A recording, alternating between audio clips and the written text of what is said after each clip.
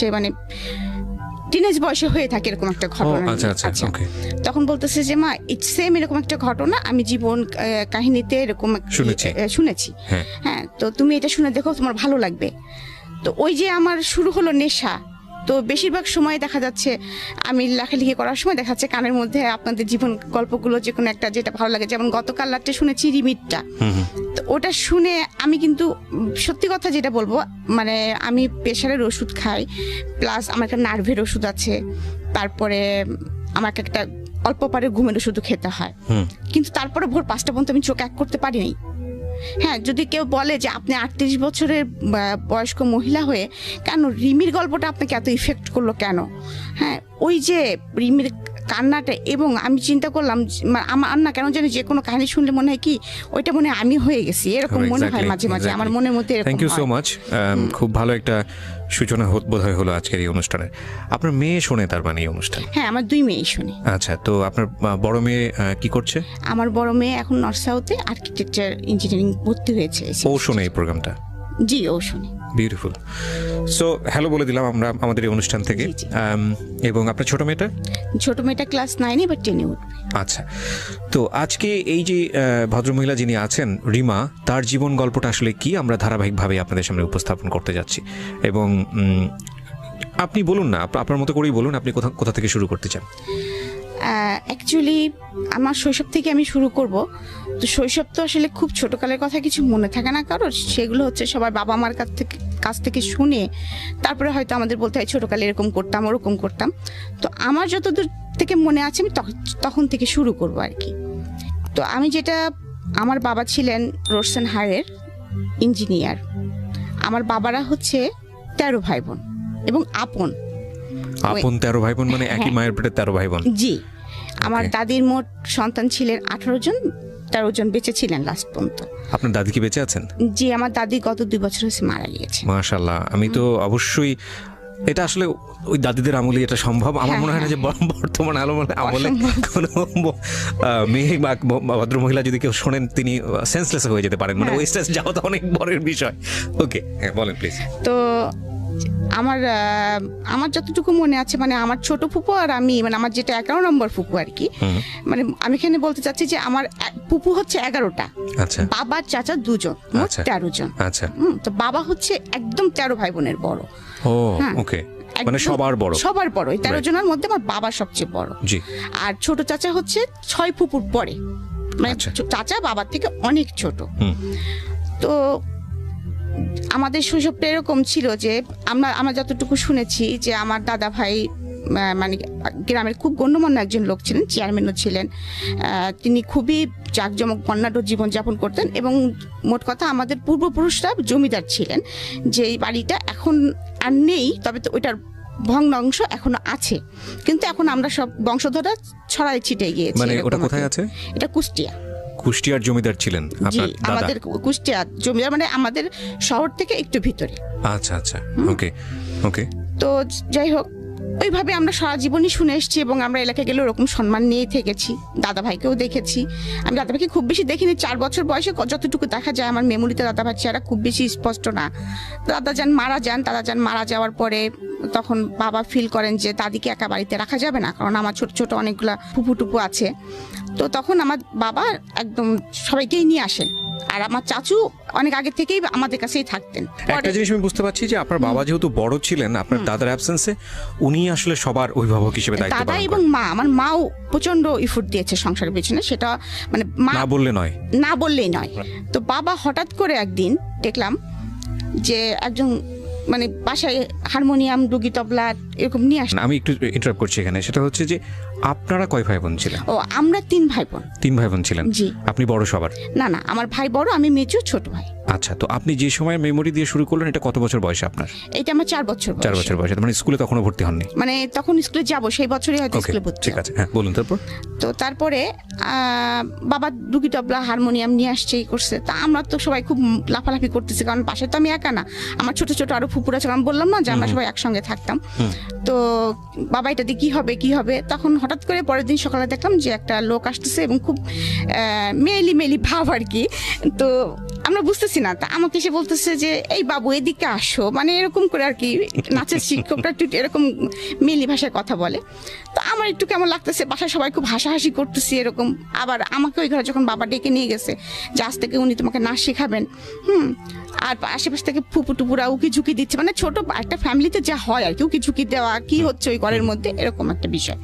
তো যাই হোক, আমি একটু একটু করে নাচ শেখা শুরু করলাম। তারপরে বাবা উনি আসেন, নাচটা নাচতে আমার ভালোই লাগে, কারণ আমি যেটা শুনেছি আমি নাকি ছোটকাল থেকে মানে অনুকরণ প্রিয় ছিলাম খুব আর কি। মানে যে যেভাবে কথা বলতেছি, যে যেভাবে হাঁটতেছি তার পিছ পিছে ওইভাবে দুষ্টামি করে হাঁটতেছি এরকম আর কি। আর আরেকটা কথা বলি যে আমাদের ফ্যামিলিতে যেহেতু আমার 11টা ফুপু, একটা চাচা, আর তখন শুধু ভাই বোন বলতে আমরা 3 জন, তার মধ্যে মেয়ে আমি একজন। আর আমি ছোটকালতে স্বভাবত একটু স্বাধীন চেতা, কারণ আমার বড় ভাইটা অসম্ভব ভদ্র এবং ভালো। আর আমি দেখতাম যে যেহেতু এত বড় একটা সংসার, এখানে জেদ না করলে কিছু পাওয়া যাচ্ছে না সহজে, হ্যাঁ খাবো না হুমকি দিয়ে দিচ্ছি, আমাকে এখনই নকপালিশ টেনে দিতে হবে এরকম আর কি। তো কারণ আমাকে দিতে হলে আমার ছোট ফুপুটা হয়তো মন খারাপ করবে, কিন্তু আমার তখন তো সেই সেন্সটা নাই, আমার লাগবে, আমাকে দিতে হবে, আমাকে দিবা না কেন, এরকম একটা।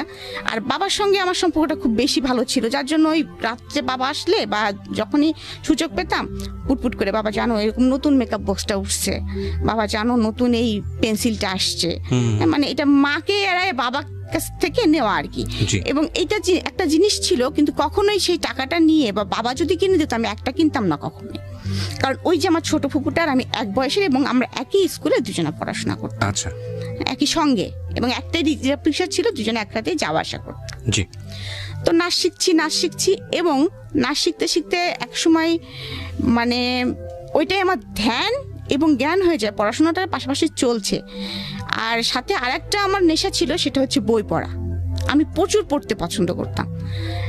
যেমন ছুটির দিনে আমি নিজেকে নিজে স্বাধীন ঘোষণা করে দিতাম, বাসায় বলতাম আজকে আমাকে খাওয়ার জন্য কেউ তাড়া দিবা না, আমাকে বসার জন্য কেউ তাড়া দিবা না, আমাকে ঘুমানোর জন্য কেউ তাড়া দিবা না, আমি আজকে স্বাধীন, আমি আয়ুব বাচ্চুর গান শুনবো, আমি আজকে সারাদিন গল্প মানে বই পড়বো, এরকম আমার ইচ্ছা আমি সেটা করবো, আমি স্বাধীন হয়ে গেছি মোট কথা। বিকাল হলে তো আমাকে বাসায় পাওয়া যেত না, আমি তো খেলার মাঠে পা হাত পা ছিঁড়ে নিয়ে চলেও এসছি, এরকম ডান পিটে টাইপের ছিলাম আর কি। তো আমাকে নাচ শেখাতে আমার টিচার এটা বুঝে ফেলছিলেন।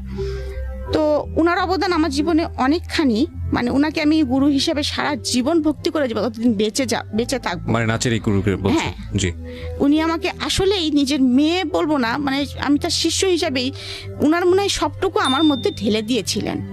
যাই হোক, নাচ শিখতেছি তো এক সময় যে সে আমাকে একটা প্রতিযোগিতার কথা বলে, আমার বাবাকে শিশু প্রতিযোগিতা বলে যেটাকে। তো আমি করতাম বেসিক্যালি ক্লাসিক্যালের আবার 4টা পার্ট, তার মধ্যে হচ্ছে আমি করতাম কথক। জি। তো আমি ফার্স্ট যখন এরকম পার্টিসিপেট করলাম, তো সেবার আমি কিছু মানে মোটামুটি জেলা পর্যন্ত আসছি, বিভাগ পর্যন্ত আসছি, ঢাকায় এসে আমি কোনো প্লেস করতে পারি নাই। আচ্ছা, মনটা অনেক খারাপ হয়েছে, স্বভাবতই ছোট বাচ্চা মানুষ কান্নাকাটি তো করবোই, কান্নাকাটি করছি। তো আমাকে উনি সবসময় ইন্সপিরেশন দিয়ে যেতেন, বলতেন না না তুমি বেটার করবা, আসলে তুমি তো ঢাকাতে শেখো না, মফস্বলের নাম শুনলে ওরা একটু নাক সিটকায় আর কি, এরকম করে আমাকে অনেক কিছু বলতেন টলতেন। তো যাই হোক, পরে আবার তার পরের বছর আসলাম, সেটা হলো শিক্ষা প্রতিযোগিতা, এটা স্কুল ভিত্তিক, স্কুল থেকে আসতে হয়, স্কুল থেকে নাম লেখাতে হয়। তো সেবার যখন আসলাম, তো সেবার আসার পরে আমি আমাদের জেলাতে তো আমি ফার্স্ট হলাম, বিভাগে এসে আমি সেকেন্ড হলাম। আচ্ছা, সেকেন্ড হলাম। প্রত্যেক বিভাগের ফার্স্ট যারা তারা আসবে, সেবার হঠাৎ করে আবার নিয়ম হলো যে ফার্স্ট সেকেন্ড 2 জন আসবে। আচ্ছা, তো আমার বাবা আমাকে কিছুতেই নিয়ে আসবে না, তো বাবা বলছে আমার তো অফিস থেকে সময় বের করা খুব টাফ। তারপরেও বাবা আমার জোড়াজোড়ি দেখে এবং স্যারের জোড়াজোড়ি দেখে বাবা আমাকে নিয়ে আসলেন। তো আমার মনে আছে যখন আমি আসলাম, তখন আমি নাচ তো আমি তুলেছি, ক্লাসিক্যালটা তুলেছি, তোলার পরে তারপরে যখন আমি রিহার্সেল করতাম, আমার একবার নাচার পরে কি 2বার নাচার পরে আমার মনে করেন জামা চেঞ্জ করতে হতো, এমন অবস্থা, মানে ঘেমে যেতাম। আমাদের ক্লাসিক্যাল তো কত্থক নৃত্য, তো আমাদের কিছু কয়েকটা ওয়ে থাকে, সালামি দিতে হবে, মানে কয়েকটা নাচের কয়েকটা পার্ট থাকে যেগুলো থাকতেই হবে। তো উনি আমাকে প্রথমেই যখন দিলেন, আমি স্টেজে ঢুকবই ঘুরতে ঘুরতে, রাউন্ড দিতে, এবং এই রাউন্ডটা ছিল 34টা রাউন্ড। কতগুলো? 34টা। একটা স্টেজ কভার করে যখন ঘুরতে ঘুরতে ঘুরতে ঘুরতে ঘুরতে ঘুরতে ঘুরতে জাস্ট মাঝখানে এসে আমাকে দাঁড়াতে হবে। ওকে, মাঝখানে এসে আমাকে এভাবে দাঁড়ায় পড়তে হবে জাস্ট। ওকে, হ্যাঁ, তো এই 34টা ঘুরলেই পরে ব্যালেন্স ঠিক রাখা কিন্তু অনেক চাপ। আমাদের তো দুটো ঘুরলে মোটামুটি পড়ে যাওয়ার মতো অবস্থা হয়। আমাদের তো আমি 4 বছর বয়স থেকে ক্লাসিক্যাল করতেছি, অভ্যস্ত হয়ে গেছে। অনেক কঠিন একটা মানে নাচ, যখন ওই বয়সে আমার করার কথা না, উনি তুলে দিলেন আমাকে। তো আমার মনে আছে আমাদের বিচারক ছিলেন শিবলি, তারপরে নিপা, শিবলি মোহাম্মদ, হ্যাঁ হ্যাঁ, আচ্ছা, আর সাথে আরেকজন ছিলেন, তার নামটা আমি মনে করতে পারতেছি না এই মুহূর্তে। তো যাই হোক, 3 জন বিচারক ছিলেন। যখন আমি নাচটা শেষ করলাম তখন আমাকে বলল, বাবু তোমার সাথে কে এসেছে? তো আমি বললাম যে আমার সঙ্গে বাবা এসেছে, মা এসেছে। বাবাকে ডাকো। তখন তো আমাদের ক্যাসেট প্লেয়ার ছিল, ক্যাসেট প্লেয়ারের যুগ আর কি।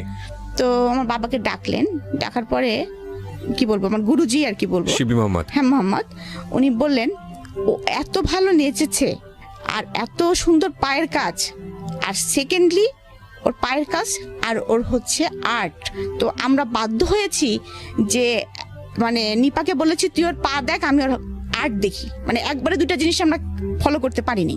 আমার বাবাকে এটা বললেন এবং বাবাকে অনুরোধ করলেন যে আপনি নাচটা ছাড়াবেন না আপনার মেয়েকে।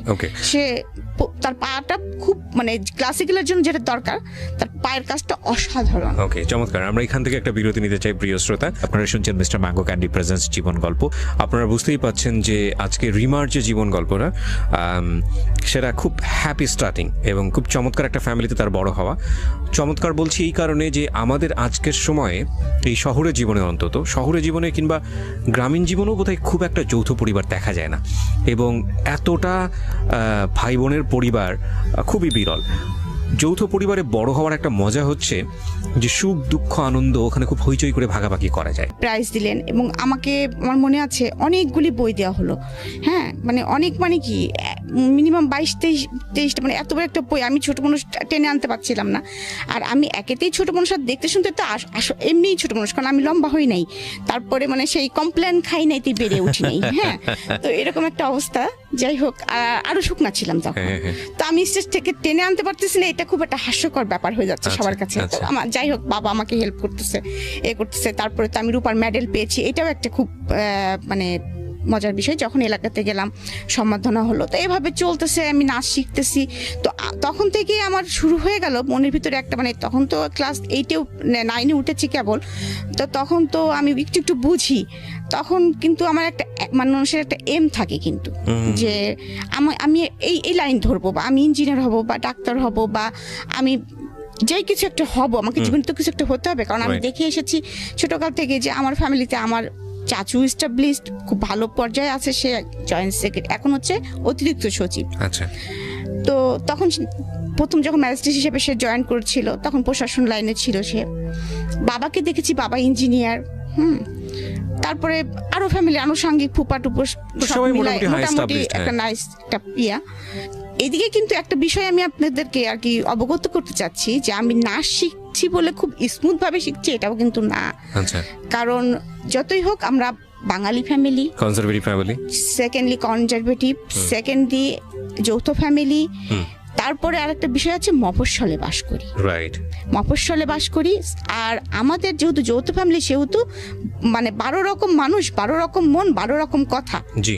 তো এরকম চলতেছে। তো আমার কিন্তু মনের ভিতরে আমার একটা স্বপ্ন, মানে আমার নাচ মানে একটা স্বপ্ন হয়ে গেছে। তো চাচু তখন এই কয়দিনে কি ঘটে গেছে সেটার জন্য চাচু এসে, আর আমার অভ্যাস ছিল চাচুর পিস ঘোরা, আর চাচুর ঘাড়ে চড়ার অভ্যাস ছিল খুব বেশি। তো আমাকে ঘাড়ে চড়ায় চাচু ওই পেটে একটা এরকম ই করে বলতো রেডিও অন। হ্যাঁ, আর আমার তখন শুরু হয়ে যেত আর কি, বাসায় কদিনে কি হয়েছে জানো, যাচ্ছে এটা হয়েছে, এটা হয়েছে। মা বাবাকে ধরে বকা দিয়েছিল, ভাইয়া এরকম দুষ্টামি করেছিল, কি ছোট ফুপু ফুল আপডেট আপনি দিয়ে দিলেন এক সপ্তাহ আগে, চাচাকে পুরো দিয়ে দিতাম আর কি। ওকে। তো এরকম একটা মজার লাইফ আমার চলতেছে আর কি, খুবই মজার। মানে আমি আসলে আমার ছোট শৈশবটা মনে হয় এখনো মাঝে মাঝে স্বপ্নে দেখি। তো আমার টিচার আমাকে নাচ শেখাচ্ছেন এবং একদিন আমাকে শাস্তি দিলেন যে তুই যেহেতু এটা 30 বার প্র্যাকটিস করিসনি, তো শাস্তি আজকে সারাদিন তুই নুপুর পরে থাকবি। বললো সারাদিন তুই নুপুর খুলতে পারবি না, খাবি নুপুর পরে, গোসল করবি নুপুর পরে, এবং তোকে 100 বার প্র্যাকটিস করতে হবে। ওকে। কারণ তার আগে আমার নতুন করে একটা প্রোগ্রাম ছিল। ওকে। তো আমিও জেদ হয়ে গেল, ঠিক আছে তাই হবে, হ্যাঁ তুমি আমাকে বকা দিলা, এরকম আমার সবসময় এরকম ছিল, তুমি আমাকে বকা দিলা তো ঠিক আছে, তা মা এত বলছে তুই নুপুর খোলা, আমি না আমি 100 বার প্র্যাকটিস করবো, ওইরকমই মা হয়তো একটু খাওয়াই দিচ্ছে, খাচ্ছি, তারপরে আবার ক্যাসেট ছেড়ে আবার প্র্যাকটিস শুরু করতেছি। এমন হলো সারাদিন নুপুর বেঁধে রাখাতে আমার পা ফুলে গেল। তারপরে তো যাই হোক, পরের দিন যখন আমার টিচার আসছেন, বাবা খুব রেগে গেছেন, তো তুমি এটা কি করছো, আমার মেয়ের পাটা দেখছো তুমি? তা বলে কি আমি মানে উনি তো মেয়েলি ভাষায় কথা বলে, তা বলতেছে ভাই জান আমি তো বলছি কিন্তু ও যে গোসা করে সারাদিন পরে থাকবে আমি তো বুঝতে পারি নাই। তো যাই হোক, কালু মামা বলে যে নিজেই তেল গরম করে আনে, আমার মার কাছ থেকে তেল চায়, নিজে পায়ে মালিশ টালিশ করে। যাই হোক, তারপরে সেবার নতুন করে তো আমি পার্টিসিপেট করলাম এবং আমি 68 মার্ক নিয়ে সেবার আমি 3rd হলাম। আমার সঙ্গে ফার্স্ট হয়েছিলেন শাওন।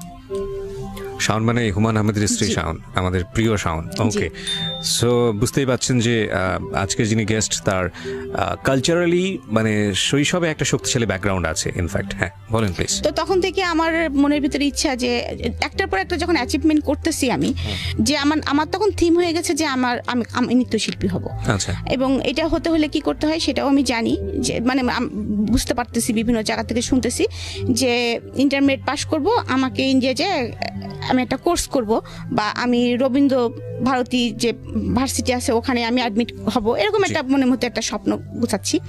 এর মধ্যে আমার বাবা ট্রান্সফার হয়ে কুষ্টিয়ায় চলে আসেন। কুষ্টিয়ায় চলে আসার পরে কিছুদিন আমরা ভাড়া বাসায় থাকি, কারণ আমরা অনেক মানুষ ছিলাম, আমাদের হতো না। তো তারপরে বাবা ওখানে আবার জায়গা কিনে, আমাদের কুষ্টিয়া যেহেতু হোম ডিস্ট্রিক্ট, তো সেখানে বাবা আবার জায়গা কিনে বাড়ি করে ফেলেন, একবারে দোতলা বাড়ি করেন। যখনই বাবা বাড়িটা করেন তখনই হচ্ছে এমন অবস্থা হয় যে আমরা তো ছিলামই, আমার ফুপু টুপু আমার দাদি ছিলামই। তো গ্রাম সাইডে যেসব ফুপুদের বাড়ি ছিল তাদের ছেলে মেয়েরাও সবাই যারা কলেজে ভর্তি হলো সবাই আমাদের বাসায় এসে উঠার পরে তখন হচ্ছে আমি ক্লাস 10-এ অলরেডি উঠে গেছি। 10-এ ওঠা মানে আমার তখন প্রায় 15 বছর বয়স, একেবারে ছোট না, মানে ছোট না বলতে কি একটু বোঝা শুরু করেছি যে আমি একেবারে ছোট না। আমাদের সিস্টেম ছিল দোতলায় আমরা মেয়েরা থাকতাম আর নিচতলায় হচ্ছে সব ছেলেরা থাকতো আর কি। তো বাসা ভর্তি যেহেতু মানুষ এইভাবে চলছে, কিন্তু এখন আমি যেটা বলবো সেটা হচ্ছে যে আমার কৈশোরে পদার্পণ যেটা বলবো আর কি, বয়সন্ধিকালে হচ্ছে যে আমি যে খুব সুন্দর, আমি যে অমক বা আমি তমক, এরকম কমপ্লিমেন্ট কখনো আমাকে ফ্যামিলি থেকে দেওয়া হয়নি কখনো। উল্টো আরো কমপ্লিমেন্ট পেতাম যে শর্ট এর কখনো বিয়েই হবে না, লম্বা হতাম না যেহেতু। আর যেহেতু ওই যে ডান পিঠের স্বভাবটা ছিল, তার জন্য আমি কিন্তু আমার গায়ের রং কিন্তু 2 ভাগ থেকে চাপা। তো স্কুলে যেতাম যখন, তখন দেখতাম যে কিছু কিছু ছেলেরা সাইকেল নিয়ে পিস পিস যাচ্ছে, তো মজাই লাগতো আর কি, মজা লাগতো কি রে এই ছেলেটা পিস পিস আসে কেন। আবার এমনও আছে কোনোদিন এসে হয়তো বলেও দিতাম বাসায় যে ভাই জানিস যাচ্ছিলাম আমাদের পাড়ার অমুক ছেলেকে দেখলাম, মানে ফুপাতো ভাই তো মেলাগুলায় বাসায়, আমার ভাইকেও বলতেছি, আমার ফুপাতো ভাইদেরকে বলতেছি যে তারা আবার কি করছে, দেখা যাচ্ছে তাকে যে শাসায় থুয়ে আসছে, তুই আমার বোনের পিস পিস গেছিস কেন। এটা হয়তো আমি জানিও না বা আমার বাবাও জানে না। তো এইভাবে চলতেছে। যাই হোক, ওই সময় আমার তখনও স্ট্যান্ড বাই 2 ফুপুর বিয়ে হয় নাই, তো আমাকে নিয়ে প্রচন্ড ঝামেলা শুরু হলো। মানে আপনার পিছনে এরকম ভাবে?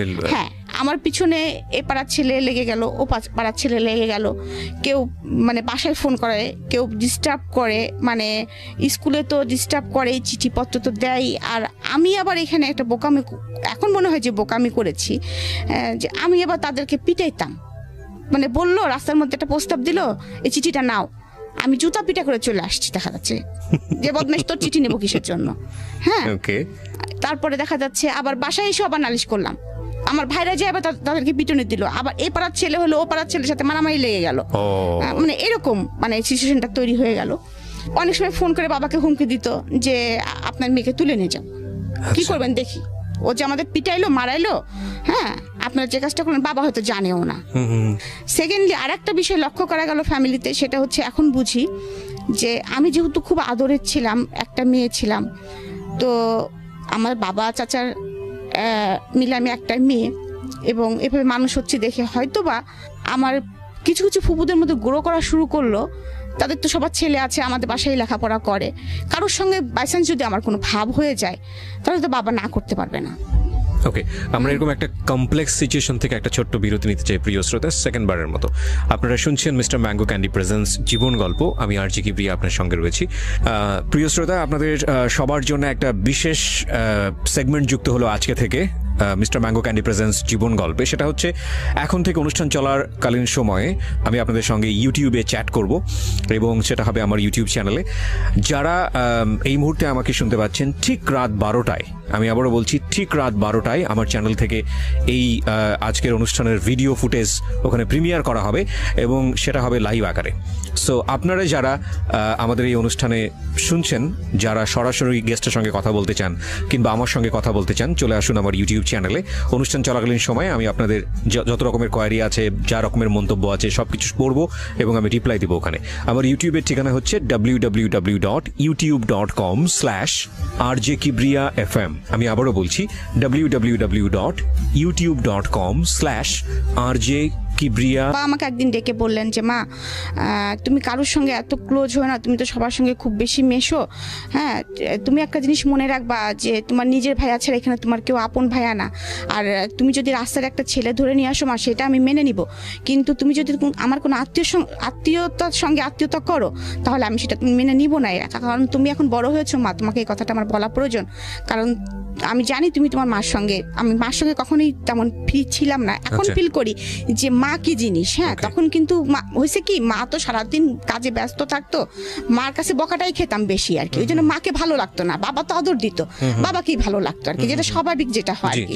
তখন মা হচ্ছে ভিলেনের রোলটা পালন করতেছে আর কি, কারণ মা শাসন করেন। হ্যাঁ, তো তখন আমি হচ্ছে এমনকি আমি রাগ হলে, মার উপরে রাগ হলে মাকে বলতাম তুমি আমার মা না, তুমি আমার খালা। এমনকি একদিন ফকির আসছে, আমার আবার খুব ফকিরের ভিক্ষা দেওয়ার স্বভাব ছিল। রাস্তায় আপনার মানে কোনো রিক্সাওয়ালাকে দেখলে, মানে একটু বুড়ো মতো রিক্সাওয়ালা দেখলে ব্যাগে যা থাকতো দিয়ে দিতাম। আচ্ছা, মানে আমার এখনো সেই স্বভাবটা আছে, যার জন্য আমি অনেক বকাও খাই, এখনো সেই স্বভাবটা আমার আছে। তো যাই হোক, এরকম একটু মায়া দয়াপূর্ণ লোক ছিলাম, মানুষ ছিলাম, যেমন যেদি ছিলাম অপরদিকে এই দিকটা ছিল আর কি। তো যাই হোক, তো এর মধ্যে আমার ফ্যামিলিতে খুব এটা নিয়ে খুব হইচই চলতেছে। বাবা ট্যাকেল দেওয়ার চেষ্টা করতেছে, পারতেছে না। এদিকে ফুপুরা বলে কি, আমার ছেলে তো এরকম ভালো পাস করতেছে, আমার ছেলের সাথে বিয়ে দিয়ে দাও। ও বলে যে না ঠিক আছে মিয়া ভাই, মেয়ের নাচটা বন্ধ করে দাও, এরকম। আবার বিভিন্ন জায়গাতে বিয়ের প্রস্তাব আসে, এদিকে আবার হুমকি আসে। ইন্ডিপেন্ডেন্ট টাইম একদিন আমি তখন ফার্স্ট ইয়ারে পড়ি, তো আমি রিক্সায় করে আসতেছি। Honours first year? হ্যাঁ, অনার্স না, আমি ইন্টারমিডিয়েট ফার্স্ট ইয়ার। হ্যাঁ, তখন অনলি আমার 16 বছরে পা দিয়েছি আমি। তো আমি কুষ্টিয়া সরকারি কলেজে পড়তাম। জি। তো আমি কলেজ থেকে আসতেছি দুপুরের টাইম, একটু নিরিবিলি, 3:30 বাজতো আমাদের ক্লাস শেষ হতে হতে। আমার ছোট ফুপুর আমি একসঙ্গে যেতাম। তো সেদিন ছোট ফুপু আর জাননি কি কারণে, যে কোনো কারণে হোক। তো হঠাৎ করে আমরা পিছনে একটা ছেলে ঘুরতো, এরকম, আমি নামটা এখন বলতে চাচ্ছি না। তাকে দেখে যে আমার কখনো ভালো লাগেনি, এটা কিন্তু বললে মিথ্যা কথা বলা হবে। মানে আমি তাহলে আপনি পুরো গল্পটাই আসলে শুনতে চাই। গল্পটা বলি এরকম, সেই ছেলেটা আমার সাথে পড়তো জেলা স্কুলে। আচ্ছা, একই ক্লাসমেট, একই পাড়ায় বাড়ি, পাশাপাশি বাড়ি আমাদের। হ্যাঁ, তো ওরা অনেকগুলি ভাই, তো আমাদের সাথে সম্পর্ক ছিল খুব ফ্যামিলিগত আর কি। হ্যাঁ, তো ও যখন আমাদের একটা, তখন আমরা তো অবজেক্টিভের যুগে পাশ করা, অনুপম নামে একটা গাইড ছিল। হ্যাঁ, তো একদিন আমাকে বলতেছে রিমা তোর কাছে অনুপম গাইড আছে? আমি বললাম যে হ্যাঁ আমি এটা কিনেছি। হ্যাঁ, তো আমার কাছে ওই গাইডটা নিয়ে যাওয়ার পরে 2 দিন পরে গাইডটা যখন ফেরত দিল, আমাদের একটা চিঠি দিল। তো চিঠিটা দেওয়ার পরে চিঠিটা পড়লাম, আমি তো চিঠি তো আর একা পড়ি নাই, চিঠিটা মানে বইটা খুলতে যে চিঠি পড়লে এর মধ্যে একটা জিনিস আছে, দেখিস পাড়ার ছেলে। কিন্তু আমি আমার ছোট ফুপু তো একদম বান্ধবী। হ্যাঁ, ফুপু দেখ, মানে তার নামটাই আর কি বলে ফেলতে যাচ্ছিলাম আর কি। তো ও আমাকে এরকম চিঠি দিয়েছে, দেখি কি লিখেছে, যখন ওই বয়সে যেটা হয় আর কি। 2টা চিঠি দিয়েছে, তার মধ্যে আবার আর্টও করেছে, 2টা পায়রা একটা লাভ নিয়ে উঠে চলে যাচ্ছে আর কি, এরকম কিছু আর কি। হ্যাঁ, তো ভালোবাসা না ভালো লাগা না, কিন্তু বিষয়টা হচ্ছে পেটের মধ্যে প্রজাপতি কিন্তু উঠতেছে, মানে একটু ভালো লাগা তো তখন বুঝি আর কি। যাই হোক, তখন ওই পর্যন্ত তো আমি তখন ওকে বলতেছি কি, তো একদিন আমাকে জিজ্ঞেস মানে ওই ছেলেটা সরাসরি আমাকে জিজ্ঞেস করে। যাই হোক, সবসময় তো মাঠে খেলাধুলা হচ্ছে, দেখা সাক্ষাৎ হচ্ছে। তখন বলতেছে কি, তোকে চিঠি দিছিলাম, চিঠিটার উত্তর দিলি না। তা আমি বললাম চিঠির উত্তর দিয়ে কি তুই জুতার বাড়ি খাবি? হ্যাঁ, ভাই শুনলে তোরা কি করবে তো জানিস, মানে ওর বড় ভাই আর আমার বড় ভাই আবার একদম জানে দোস্ত। হ্যাঁ, তখন আমি বলতেছি কি ভাই শুনলে তোকে কি করবে জানিস, আমি লিটন ভাইকেও বলে দিবে এই কথা, আমার ভাইকেও বলে দিবে এই কথা। তখন ও বেচারি আমার পিছনে এরকম ঘুরতেছে, আমি কোনো পাত্তা দিচ্ছি না, কিন্তু ভালো লাগাটা কিন্তু আমার ভিতর ভিতরে আমার একটু আছে যে ভালো লাগতেছে। ও যখন পিছন পিছন ঘুরে বা আমার বাসার সামনে দিয়ে যায় যখন, তখন কিন্তু আমি ছাদে উঠি, দেখি যাচ্ছে, এরকম আর কি। মানে আপনার ভিতরে একটু ভালো লাগে কিন্তু আপনি সেটা বুঝতে দেন না। হ্যাঁ, বুঝতে দেন না, কিন্তু ওই ভালো লাগাটা কি ভালোবাসা আমি এটা তখনও বুঝি নাই। আচ্ছা, ইন্টারমিডিয়েট ফার্স্ট ইয়ার। হ্যাঁ, ইন্টারমিডিয়েট ফার্স্ট ইয়ার, বুঝতেছি না এই বিষয়ে কোনো, তখন তো মোবাইলের যুগ না, কিছুই না, তখনকার যুগটাই ছিল তো এরকম যে একটু চোখে দেখা দেখি হলো, একটু গোপনে হয়তো একটু বাগানে আগানে যারা একটু কথা হলো, এই তোমার এই চিঠিটা এই টাইপের আর কি পরিবেশ শুরু হয় না। তারপরে আমরা যৌথ ফ্যামিলিতে বিলং করি, রাস্তাতে হাঁটতে গেলেও দেখাচ্ছে কোনো না কোনো ভাইয়ের সাথে দেখা হয়ে গেছে, একটু তার সাথে কথা বলছিলি, এরকম একটা অবস্থা। তো আমাদের তো কোনো রকম স্বাধীনভাবে কোনো কিছু করার মতো পরিস্থিতি নাই। তো যাই হোক, এরকম পরিস্থিতি চলতেছে। এইদিকে আবার আমার হঠাৎ করে বাসার মধ্যে এরকম চলতেছে, হঠাৎ করে ওই ছেলেটা ভালো ছিল লেখাপড়ায়, কি হয়েছে কোনো সঙ্গ দোষে বা কোনো কিছু কারণে একটু খারাপ হয়ে যায় মানে শুনতাম আর কি, নেশা টেশা করে। আমি যখন ম্যাট্রিক পরীক্ষা দিয়েছিলাম তখন ওরা ম্যাট্রিক পরীক্ষা দেওয়ার কথা ছিল, কিন্তু দেয়নি। এনিহাউ সে কেন কারণে দেয়নি, তো যাই হোক, কিন্তু আমার পিছনে ঘুরতোই। তা আমি মাঝে মাঝে বলতাম যে তুমি ম্যাট্রিক পরীক্ষা দিলা না, তুমি করলা না, তা তুমি হচ্ছে আমার পিছনে ঘুরো কি করে, তুমি তো এখন আমার জুনিয়র হয়ে গেছো। তো এই কথাগুলো কিন্তু মার কানে বাবার কানে প্রতিনিয়ত যাইতো, যে ও আমাকে এরকম খুব ডিস্টার্ব করতো। এবং আমি তখন কিন্তু অলরেডি বোধ বুদ্ধি হয়ে গেছে যে না, এরকম করা যাবে না। হ্যাঁ, কারণ ও যেহেতু ম্যাট্রিক পরীক্ষা দেয়নি, খারাপ ছেলেদের সাথে মিশে গেছে, ভালো লাগাটা আমার দূর হয়ে গেছে, সোজা কথা, আর ভালো লাগাটা নাই। তো তখন একদিন আমার মা ওকে যে বলতেছে যে তুমি যে ওকে এরকম হুমকি দামকি দিচ্ছ, তুমি কি জানো বাবা, তুমি যে এমনি তোমাদের সাথে আমাদের খুব ভালো একটা সম্পর্ক, সেকেন্ডলি তোমার সাথে আমার মেয়ে বেঁধে তুমি কি পারবা, তুমি ওর থেকে ছোট ক্লাস, তুমি লেখাপড়া করনি, তারপরে তুমি যে হস্তানি করে বেড়াও, আর আমার মেয়ে জুতা কয়টা আর কতগুলো জামা তুমি জানো, ও কতগুলো জুতা পরে কতগুলো জামা পরে, ও কোনো জামার সাথে ম্যাচিং করে ছাড়া জুতা স্যান্ডেল জামা পরে না, তুমি তো এগুলো পারবা না বাবা, তুমি খালি খামাখাওকে কেন ডিস্টার্ব করতেছো, ও তুমি অ্যাফোর্ড করতে পারবা না। যাই হোক, আমার মা এই ডায়লগটা মনে হয় সবাইকেই দিতেন, যে ফোন করতো তাকেই মনে হয় ডায়লগটা দিতেন। এটা একটা মজার বিষয় যে আমার জুতার খরচকে অ্যাফোর্ড করতে পারবে না। হ্যাঁ, কারণ আমার জুতার প্রতি খুব দুর্বলতা ছিল, প্রচুর জুতা কিনতাম। যাই হোক, তো এরকম একটা পরিস্থিতি, কলেজ থেকে আসতেছি আমি, আসার পরে আপনাকে কি বলবো আর কি, হঠাৎ করে কয়েকটা ছেলে আমার রিক্সাটা ঘিরে ধরে, মানে আমি যেটা একদম অপ্রস্তুত ছিলাম, এবং পরে দেখি ও আছে সাথে। তো অনেক কথা কাটাকাটি হচ্ছে ওর সাথে আমার, ও বলতেছে তুই এখনই যাবি আমার সাথে, তোকে আমি এখনই বিয়ে করবো, তুলে নিয়ে যাই বিয়ে করবো, দেখি কার ক্ষমতাকে ঠেকায়। আমি বলছি কেন তোমার সঙ্গে আমি যাবো, তুমি কেন আমাকে বিয়ে করবা, আর তুলে নিয়ে বিয়ে করার কেস, তোমার বিয়ে করতে হলে আমার বাসায় আসো, খালাম্মাকে বলো। হ্যাঁ, এরকম বলতেছি যে, আর আমি তো এখন বিয়ে করবোই না, অসম্ভব, আমার সামনে ইন্টারমিডিয়েট পরীক্ষা, আমার একটা লাইফ পড়ে আছে, আমি তখন বিয়ে করবোই না, তুমি তো বললে হবে না, আর আমি তোমাকে কোনোদিনও বলিনি যে আমি তোমাকে ভালোবাসি বা এরকম, তুমি আমাকে বলেছো, আমি কিছুই বলিনি তোমাকে, তুমি তো আমাকে ভেবে ফোর্স করতে পারো না। ওর সঙ্গে আমার খুব মানে কথা কাটাকাটি হচ্ছে। এর মধ্যেই ও দেখি কি পিছন থেকে একটা পিস্তল বের করে ফেলছে। এখন ওইটা অরিজিনাল কি নকল আই ডোন্ট নো, আমি তখন তো চিনি না পিস্তল। ওইটা আমার সরাসরি মাথায় ঠাকায় বলতেছে, হয় আজকে তুই মরবি, নাহলে আমি মরবো, যে কোনো একজন মরবে। মানে সেই একদম বাংলা সিনেমা মোটামুটি আর কি, যদিও বাংলা সিনেমা, কিন্তু তবু ওইটা আমি মানে রিলাইজ করতে পারতেছি যে আমি কি মুভমেন্ট আছি। যাই হোক, ওরকম যখন রাস্তার মধ্যে বিতর্কটা চলতেছে, তখন আমাদের মানে আশেপাশে যায় না কিছু ছেলে পেলে, ওরা দেখছে যে আপুর সাথে এরকম হচ্ছে। তো তারপরে এরকম ওরা আবার আমাদের বাসায় চিনতো, আমাদের বাসায় যে খবর দিয়েছে, বলছে রিমা আপুকে কতগুলো ছেলে এরকম পিস্তল ধরছে এবং তাকে কোথায় যেন নিয়ে যাচ্ছে। তো এই কথা শোনার পরে সঙ্গে সঙ্গে মা তো ভাইয়াকে বলছে, বাসায় হইচই পড়ে গেছে, বাবা বাসায় ছিলেন না। কথা প্রসঙ্গে মা কিন্তু বুঝতে পারছে এটা টিটুরি কাজ হতে পারে। তো মা সঙ্গে সঙ্গে আমার বড় ভাই এবং লিটন মানে বড় ভাই দুজনে বলছে দেখি কোথায় আছে, দাঁড়ান খালাম, আপনি টেনশন করেন না, ওরা এত সাহস হয়নি যে এরকম করবে। আর ও কি করেছে, আমাকে নিয়ে যে আমাদের কুষ্টিয়ার একটা বাঁধ আছে, বেরি বাঁধ, আমরা রেণুকের বাঁধ বলি, ওখানে নিয়ে যে আমাকে বসিয়ে রেখেছে যে তোকে আমাকে বিয়ে করতে হবে। তা আমি বললাম কি বাঁধের মধ্যে এসে আমি কি বিয়ে করবো নাকি, তুই আমার এখানে বসায় রাখছিস কি জন্য, হয়? হ্যাঁ, তো বলতেছে না, আমার বন্ধুরা গেছে কাজী ডাকতে, আমাকে যেখানে যেতে বলবো ওখানে যাবো, তোর সাথে আমি বিয়ে করবো আজকে। তা আমি চুপচাপ বসে আছি, হাসতেছি মনে মনে, কারণ আমি জানি যে এটা হয়তো বা কখনোই ও পারবে না, কারণ আমার বড় ভাই আছে এবং তার বড় ভাই যেটা আছে শুনলোকে মেরেই ফেলবে। যত মস্তানি হোক না কেন ফ্যামিলিকে একটু সবাই ভয় পায়। তো আমি ওই আধা ঘন্টা মতো এরকম আমাকে বসিয়ে রেখেছে, আমি বসে আছি, কলেজ ড্রেস পরাই, ওরকম জামা কাপড় পরাই বসে আছি। তো এর মধ্যে তো ওর ফ্রেন্ড সার্কেল দিয়ে আমার ভাইরা বের করে ফেলেছে যে রিমাকে নিয়ে কোথায় গিয়েছে, তোরা একটু আমাদেরকে বল। বড় ভাইরা বললে তো অনেক সময় ছোট ছোট ভাইরা না বলতে পারে না, তখন অনেকেই বলে দে ফ্রেন্ড সার্কেলে, ওদের ফ্রেন্ড সার্কেলের মধ্যে বলছে যে হ্যাঁ এরকম একটা প্ল্যান করতেছিল, আজকে রিমাকে ধরবে যদি সুযোগ পায়, তো ওকে মনে হয় যত সম্ভব রেণুক বাদে নিয়ে গিয়েছে, ওখানে মনে হয় বাদের বোধে মানে নদীর পাশে বসে আছে মনে হয়। হ্যাঁ, ওকে রাজি করানোর চেষ্টা চলছে। আসলে ভাই এরকম কিছু না, ও যদি চাপে পড়ে হ্যাঁ করে দেয়, মানে এরকম একটা কিছু বলছে আর কি। তো আমার ভাই এবং সেই ওর বড় ভাইও, আমি দূরে থেকে দেখতেছি ওরা হেঁটে আসতেছে। তো আমি তো একদম তখন আরো রিল্যাক্স হয়ে গেছি যে ভাইরা তো আসতেছেই।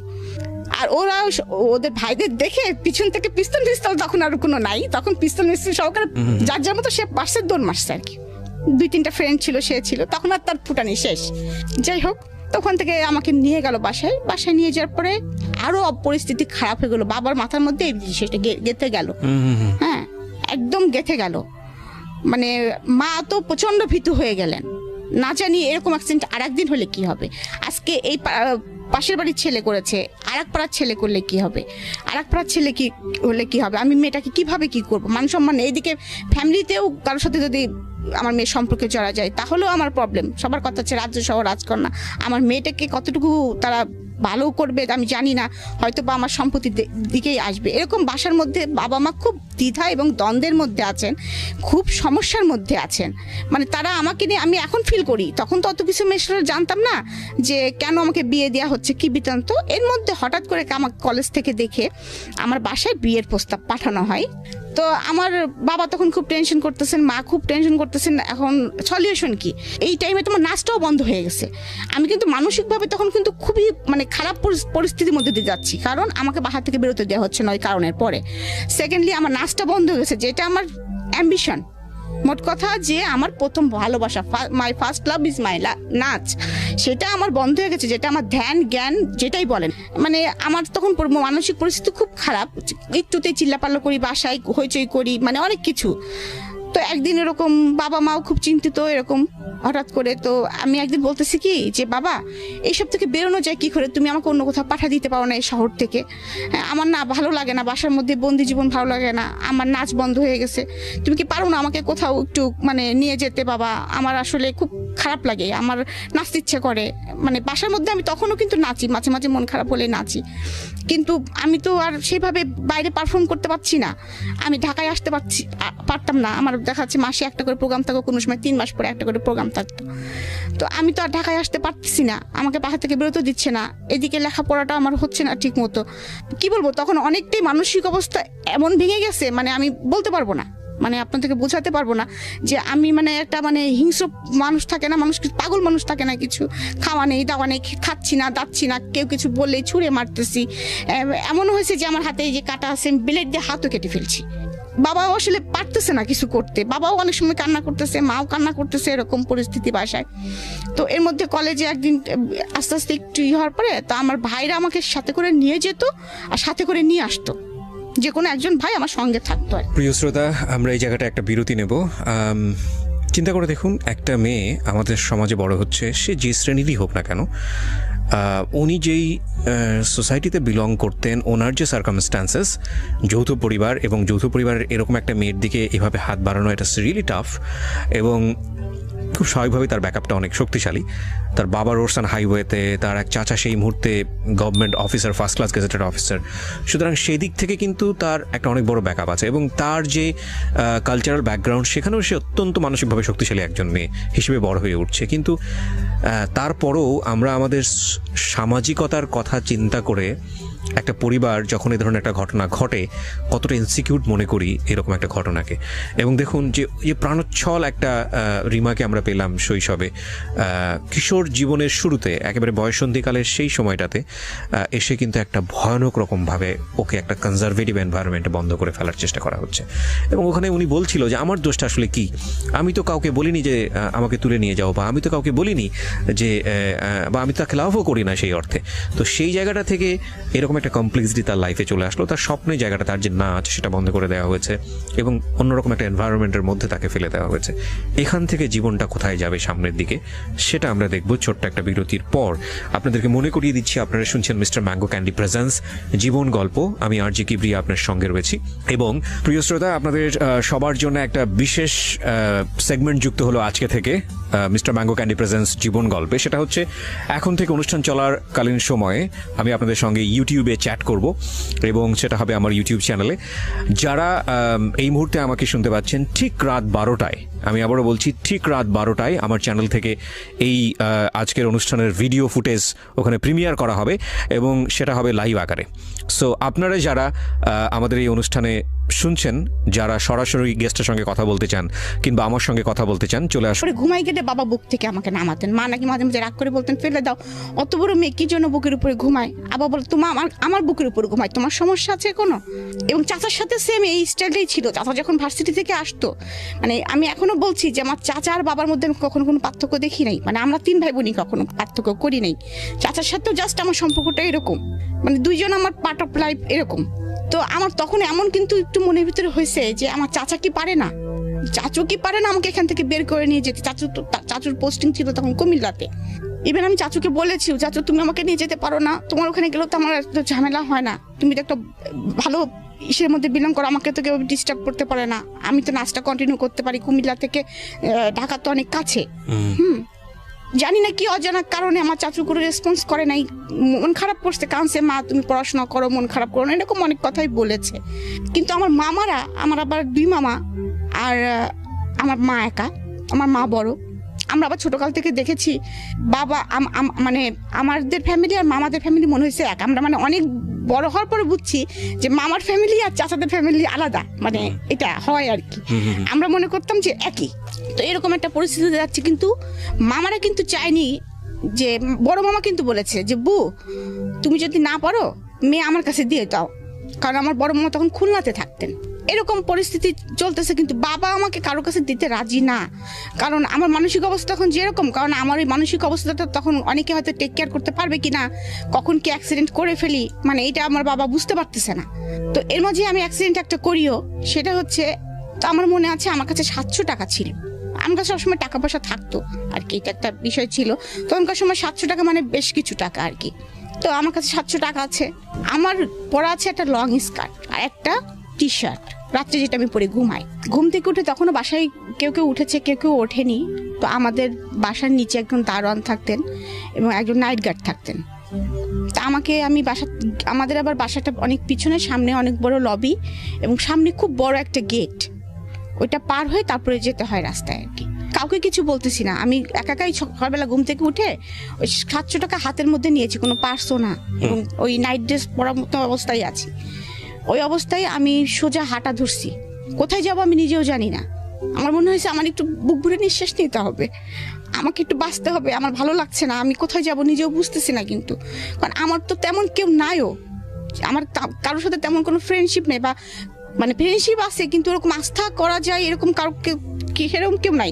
যারা আছে সবাই ফ্যামিলি মেম্বার, আমার ফুপু, আমার ভাইরা, এরকম ফ্যামিলির ভিতরে আমাদের যত মেশা। বান্ধবী কিছু আছে, তাদের বাসায় যাইটাই, কিন্তু তাদের কথা তখন মাথায় আসে নাই আর কি। আমার মনে হয়েছে কি যে ঢাকায় আমি নাচি না, আমি ওখানে গেলেই মনে হয় কিছু একটা করতে পারবো, এই চিন্তা করে বাস স্ট্যান্ডে চলে গেছি। বাস স্ট্যান্ডে চলে যাওয়ার পরে আমি ওখান থেকে একটা বাসে উঠে পড়ছি, যে বাসটা ঢাকায় যায় এটা শুনছি আমি। তো আমার তো রাত্রেও মনে হয় আমি কিছু খেয়েছিলাম না, সকালেও আমার খাওয়া দাওয়া কিছু নাই। আর তখন তো বাসে আসতে অনেক মানে হাঙ্গামা হতো আর কি, মানে ওই ফেরি পার্কটার অনেক ঝামেলা। তা আমার পাশে যে লোকটা বসে আছে, আমি কিন্তু কয়েকবার বমি করেছি এর মাঝে, বাসের মধ্যে কয়েকবার বমি করেছি, উনি আমাকে পলিথিন কিনে দেন। আমার কিন্তু অত কিছু মনে নেই। তারপর ঢাকা গাবতলীতে যখন এসে থামছি তখন কিন্তু আমার মনে হচ্ছে যে আমি কোথায় যাব, ঢাকাও তো কাউকে চিনি না, যাব কোথায়। হঠাৎ করে আমার মনে হলো যে আমি যখন ঢাকায় যে প্রতিযোগিতাগুলো করতে আসতাম, তখন আমি যে মামার বাড়িতে উঠতাম, তার বাসা হচ্ছে গ্রিন রোডে ছিল। আমি একটা সিএনজিকে জিজ্ঞেস করতেছি, আপনি কি গ্রিন রোডে যাবেন? তো বলছে যে হ্যাঁ যাব। তো উনি আমাকে যে ভাড়াটা চাই আমি সে ভাড়াতেই উঠে পড়ি। এবং মানে ওনার বাসায় একদম রাস্তার সাথে, গ্রিন রোডের রাস্তার সাথে ছিল এবং 7 নম্বর রোড, এটা আমার মনে আছে। আমি বলেছিলাম 7 নম্বর রোড। নিয়ে আসার সঙ্গে সঙ্গে আমি বুঝতে পারি যে এটা আমার মামার বাসা। মানে ওখানে অনেকগুলো ফ্ল্যাট, মামার ফ্ল্যাটটা চিনতে পারি। মামার বাসায় যাই। মামি আমাকে দেখে তো একদম হতভম্ব, যে কল্পনাই করতে পারে নাই আমি কোথা থেকে আসবো, একা আসছিস, কি ব্যাপার। তো হয়তো বা তারা বড় মানুষ, বুদ্ধিমান মানুষ, হয়তো বা আমার বাবাকে জানিয়েছে এমন কিছু হয়েছে, বা বাবাও বলেছে যে এরকম অবস্থার মধ্যে যে যাচ্ছে। তো ওখানে একদিন আমি ছিলাম, তারপরে বাবা আবার আমাকে গাড়ি চলে আসে, বাবা মা সঙ্গে সঙ্গে গাড়িতে করে চলে আসে, এসে আমাকে আবার নিয়ে যায়। নিয়ে যাওয়ার পরে তখন আবার মনে হলো যে আবার কেমন যেন একটা, মানে ওইটাও একটা ভুল করতে যাচ্ছিলাম, যে আমি হারাই যেতাম। তখন মনে হলো আমি, বাবা আমাকে ধরে খুব কাঁদছে, তুমি এইভাবে বাসা থেকে কেন বেরোইছো? হ্যাঁ, তোমার যদি একটা অ্যাক্সিডেন্ট হতো, রাস্তার মধ্যে কোনো অঘটন ঘটতে পারতো, তুমি চেনো না, কিছু না, তুমি কেন বের হয়েছো? তাহলে তোমাকে তো আমরা কোনোদিনও পেতাম না, তুমি কোথায় যেতা? আমারও তখন আমার মনে হয়েছে, তাই তো আমি কোথায় যেতাম? তখন আমি বলছি, বাবা তুমি একটা কাজ করো, আমি কি বিয়ে দিলে স্বাধীন হব? সবাই তো দেখি বিয়ে দিলে আর কেউ কিছু, কারোর কিছু হয় না, কাউকে কিছু বলে না, অনেক স্বাধীনতা এসে যায়। তো আমি কি বিয়ে, আমাকে তাহলে বিয়ে দিয়ে দাও বাবা। মানে আপনি নিজেই বললেন? নিজেই বলতেছি।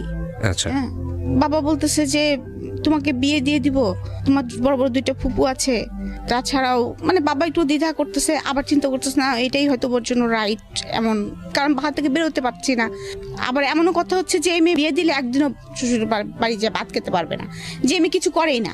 তো তার মধ্যে হঠাৎ করে এরকম একটা বিয়ের প্রস্তাব আসে হঠাৎ করে, এবং বাবাও হঠাৎ করে দেখে যে ছেলেটা অনেক ভালো, খোঁজখবর নিয়ে দেখে, এবং তাদের যে কলিগ লাইফ ছিল, সবাই অনেকে বলছে যে 5 ওয়াক্ত নামাজ কালাম পড়ে, এবং খুবই ভদ্র ছেলে, এক বাপের একটা ছেলে, ওরা 5 বোন, এবং ওর বাবা এখনো চাকরি করে, কুষ্টি শহরে 4 তলা বাড়ি আছে ওদের। যদি কাশিম সাহেব আমার মেয়ে থাকতো তাহলে আমি এই ছেলেকে সাথে বিয়ে দিয়ে দিতাম, এরকম মানে তার সম্বন্ধে এরকম গুড সংবাদ পায় বাবা সবসময়। আর আমি সবসময় বাবাকে ছোটকাল থেকে কেন জানি বলতাম, বাবা আমাকে আর্মি পার্সনের সাথে বিয়ে দিও, কারণ আমি যে শর্ট ছিলাম মনে ওদের একটা কষ্ট ছিল আর কি, মানে সেই জন্য বলতাম কি, বাবা আর্মি ছেলেরা তো অনেক লম্বা হয়, আমাকে লম্বা ছেলের সাথে বিয়ে দিবা। এই ছেলেটা আবার অনেক লম্বা, 5 ফিট 11। তো ওইভাবেও কিন্তু আসলে মানে আমার বিয়ে হয়ে যাচ্ছে, আমি বুঝতে পারতেছি না। তো আমার মনে নেই সঠিক কারা কারা দেখতে আসছিল আমাকে। তো আমি সেদিন মনে হলো কি যে আমি একটু স্বাধীন, কারণ স্বাধীন মনে হলো কি যে অনেকদিন বাইরে যাইনি, অনেকদিন সাজিনি। আমি আবার সাজতে গুজতে খুবই পছন্দ করতাম। আমার চুলগুলো ছিল অনেক লম্বা লম্বা এবং খুব সুন্দর চুল ছিল আমার মাথায়। তো আমি মাকে বলছি, মা দেখতে আসলে কি শাড়ি পরা যায়? তো মা বলছে হ্যাঁ যাই। তো আমি বোকার মতো মার শাড়ি বাঁচতেছি, কোন শাড়িটা পরবো। হ্যাঁ, মানে আমি সেদিন অনেক মানে আনন্দ পাচ্ছি, কেন জানি মনে হচ্ছে যে আমি জীবনে একটা স্বাধীন জীবন যাপন করতে চাচ্ছি। হ্যাঁ, যাচ্ছি এরকম। তো আমি মার একটা শাড়ি পছন্দ করেছি, মানে সেজেছি। বাবাকে বলেছি, বাবা তুমি নাস্তা কিনতে যাচ্ছ, আমার জন্য পেস্ট্রি নিয়ে এসো। আমি আবার পেস্ট্রি খেতে খুব পছন্দ করতাম। আমার জন্য গোলাপ ফুল নিয়ে এসো, আমি কিন্তু মাথায় গোলাপ পরবো, এরকম। তো যাই হোক, তারা আমাকে দেখতে আসছে। আমাদের ড্রয়িং রুমটা ছিল নিচে, আমরা দোতলার থেকে আমাকে নিচে নামায় নিয়ে আসছে। ওরা আমাকে বিভিন্ন প্রশ্ন করতেছে। দু একটা প্রশ্নের মধ্যে যেমন নামাজ পড়তে পারি কিনা, তারপরে কোরআন শরীফ পড়েছি কিনা, তারপরে কিসে পড়ি, কোন সাবজেক্টে পড়ি। এর মধ্যে আর একটা ছিল যে তখন একটা নাটক হচ্ছিল, হেলাল নামের একটা চরিত্র ছিল আমাদের মধ্যে, ইমদাদুল হক মিলনের মানে একটা নাটক হচ্ছিল টিভিতে। হেলাল নামের কাউকে চেনেন কিনা, এই নাটকটা আপনি দেখেন কিনা?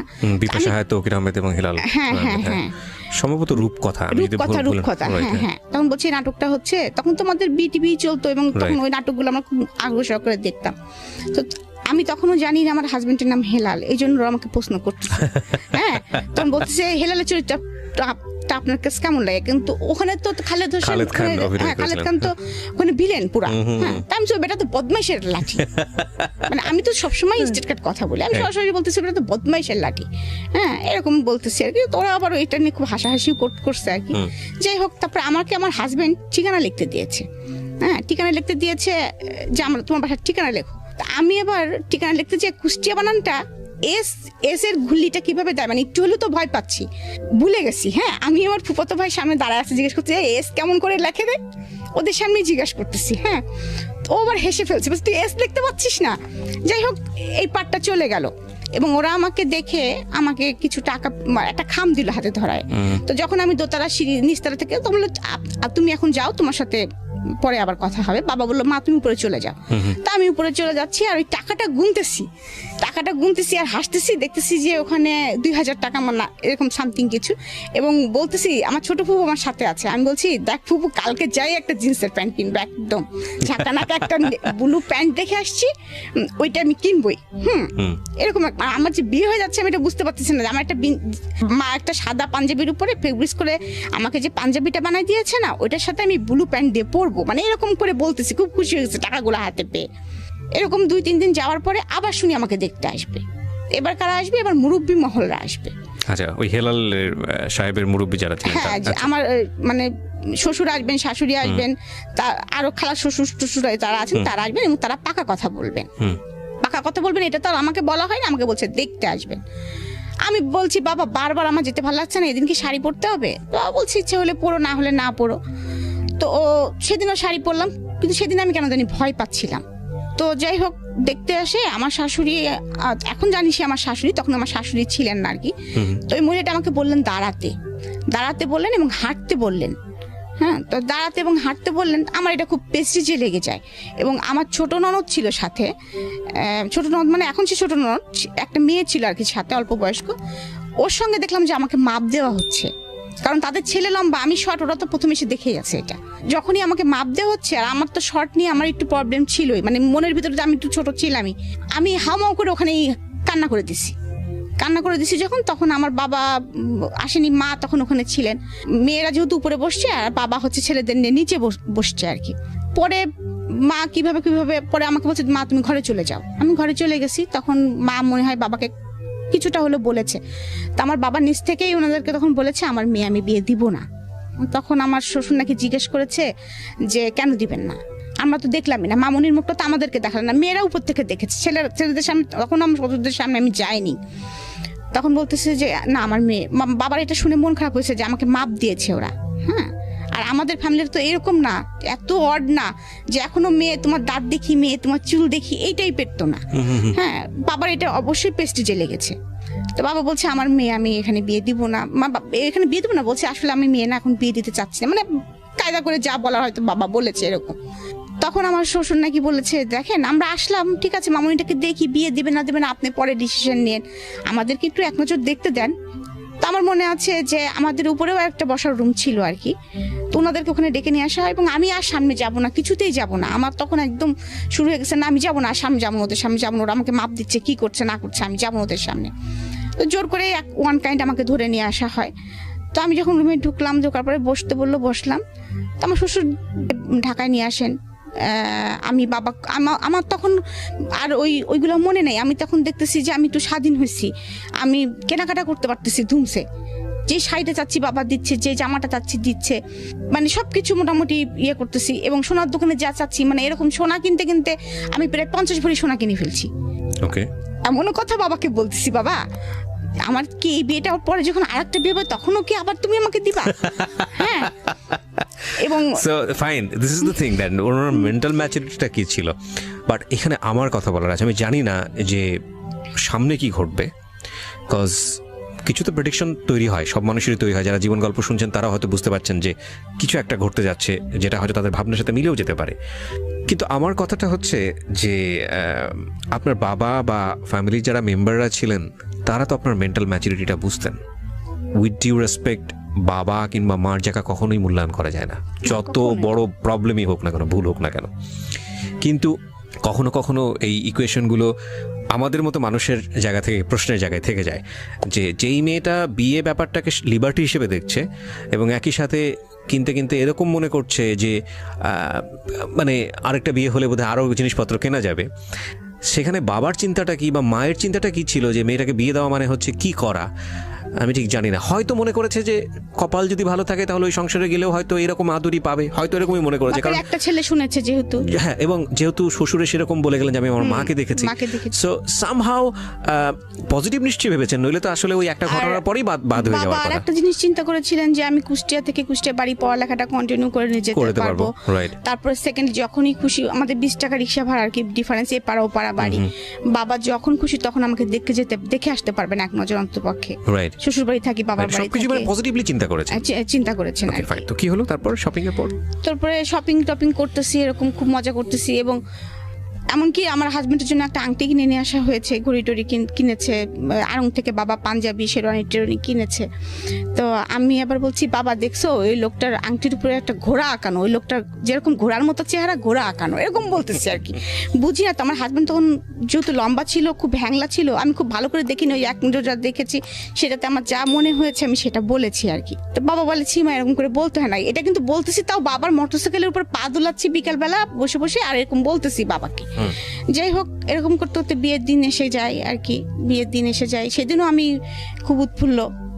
তো বাবা আমাকে একটা শাড়ি, অনেক শাড়ি কিনে দিয়েছিলেন, তার মধ্যে একটা শাড়ি আমি কাতান শাড়ি খুবই পছন্দ করে কিনেছি আর কি, ময়ূরাক্ষী কালার যেটা বলে, এটা সবুজও না আবার ইয়ে না, এরকম আমার চয়েস লেভেলটা সারা জীবন একটু ডিফারেন্ট ছিল আমার পুরো ফ্যামিলির মধ্যে থেকে, আমি একটু সবসময় বেটার কিছু ইয়ে করতাম। তো ওই শাড়িটা পরে আছি, ওরা আবার শাড়ি যে শাড়িটা এনেছে ওই শাড়িটা আমার পছন্দ হয়নি। আচ্ছা, কারণ ওইটার শাড়িটার কালার হচ্ছে কেমন যেন ম্যাজেন্টা কালার, একটু মানে লাল না কেমন যেন একটি কালার।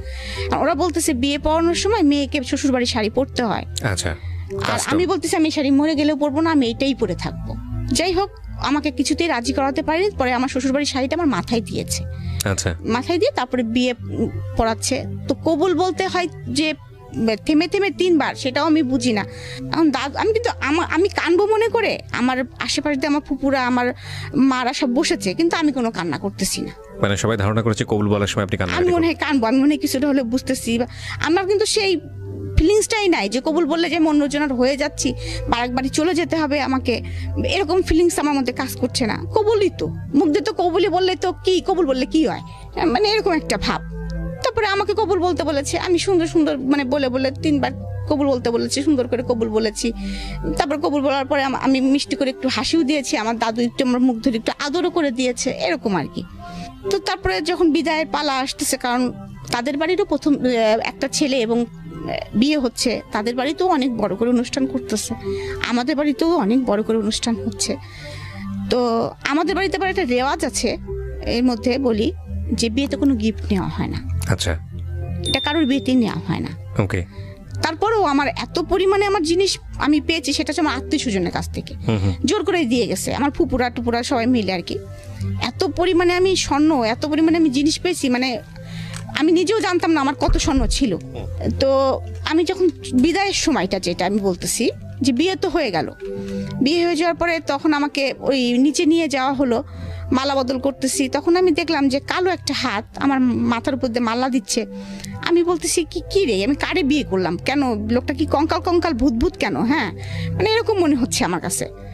তারপরে যখন আমার বিদায় হয় তখন দেখি কি আমার সামনে কেউ নেই, না বাবা, না মা, না মামারা, কেউ নেই, অনলি শুধু আমার চাচা। এবং চাচা কিন্তু দাঁড়ায় থাকতে পারছে না, মানে কাঁপতেছে অলরেডি থরথর করে। এইটাও আমার শ্বশুরবাড়ির লোক কিন্তু মাইন্ড করছে, 2টা জিনিস মাইন্ড করছিল তারা, আমাকে এটা নিয়ে অনেক কথা শোনাইছে। সেটা হচ্ছে, মেয়ে কি পাগল, ওইভাবে কবুল বলে? কোনো মেয়েকে তো এইভাবে আজ পর্যন্ত কবুল বলতে দেখি নাই। আর একটা জিনিস, বিদায়ের সময় আমি কাঁদতেছি না, বিকজ আপনি বুঝেই উঠতে পারছেন না, আমি বুঝে উঠতে পারতেছি না। আমি মনে হচ্ছে বেড়াতে যাচ্ছি কোথাও একজন জায়গায়। তো আমার চাচা শুধু একটা কথা বলে, আমার মনে আছে যে ওর হাতের উপর আমার হাতটা দিয়ে বললো, বাবা তুমি যদি মনে করো যে আমি আমাদের মেয়ে তোমার হাতে দিচ্ছি, তাহলে তুমি ভুল করো, মনে করো আমাদের কলেজেটা ছিঁড়ে তোমার হাতে আমরা দিয়ে দিচ্ছি, মানে এটা তুমি কিভাবে যত্ন করে যা রাখবা সেটা তুমি জানো বাবা, এতটুকুই। তো আমি চলে গেলাম। শ্বশুরবাড়ি যাওয়ার পরেও বুঝতেছি না, আমাকে মানে বউকে বসায় রাখছে, সবাই আসতেছে দেখতেছে, আমিও দেখতেছি করতেছি, বুঝতেছি না।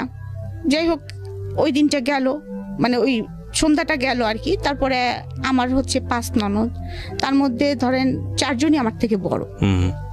ছোট ননদটা আমার বয়সী, আমার থেকে 2-1 বছরের জুনিয়র সিনিয়র হব আমরা। তো ওর সাথে আমার এর মধ্যে একটু ভাব হয়ে গেছে আর কি। আর ও আমাকে আগে থেকেই চিনতো, কিন্তু মানে ও যে আমি যে স্কুলে পড়তাম ও সেই স্কুলে পড়তো, গার্লস স্কুলে।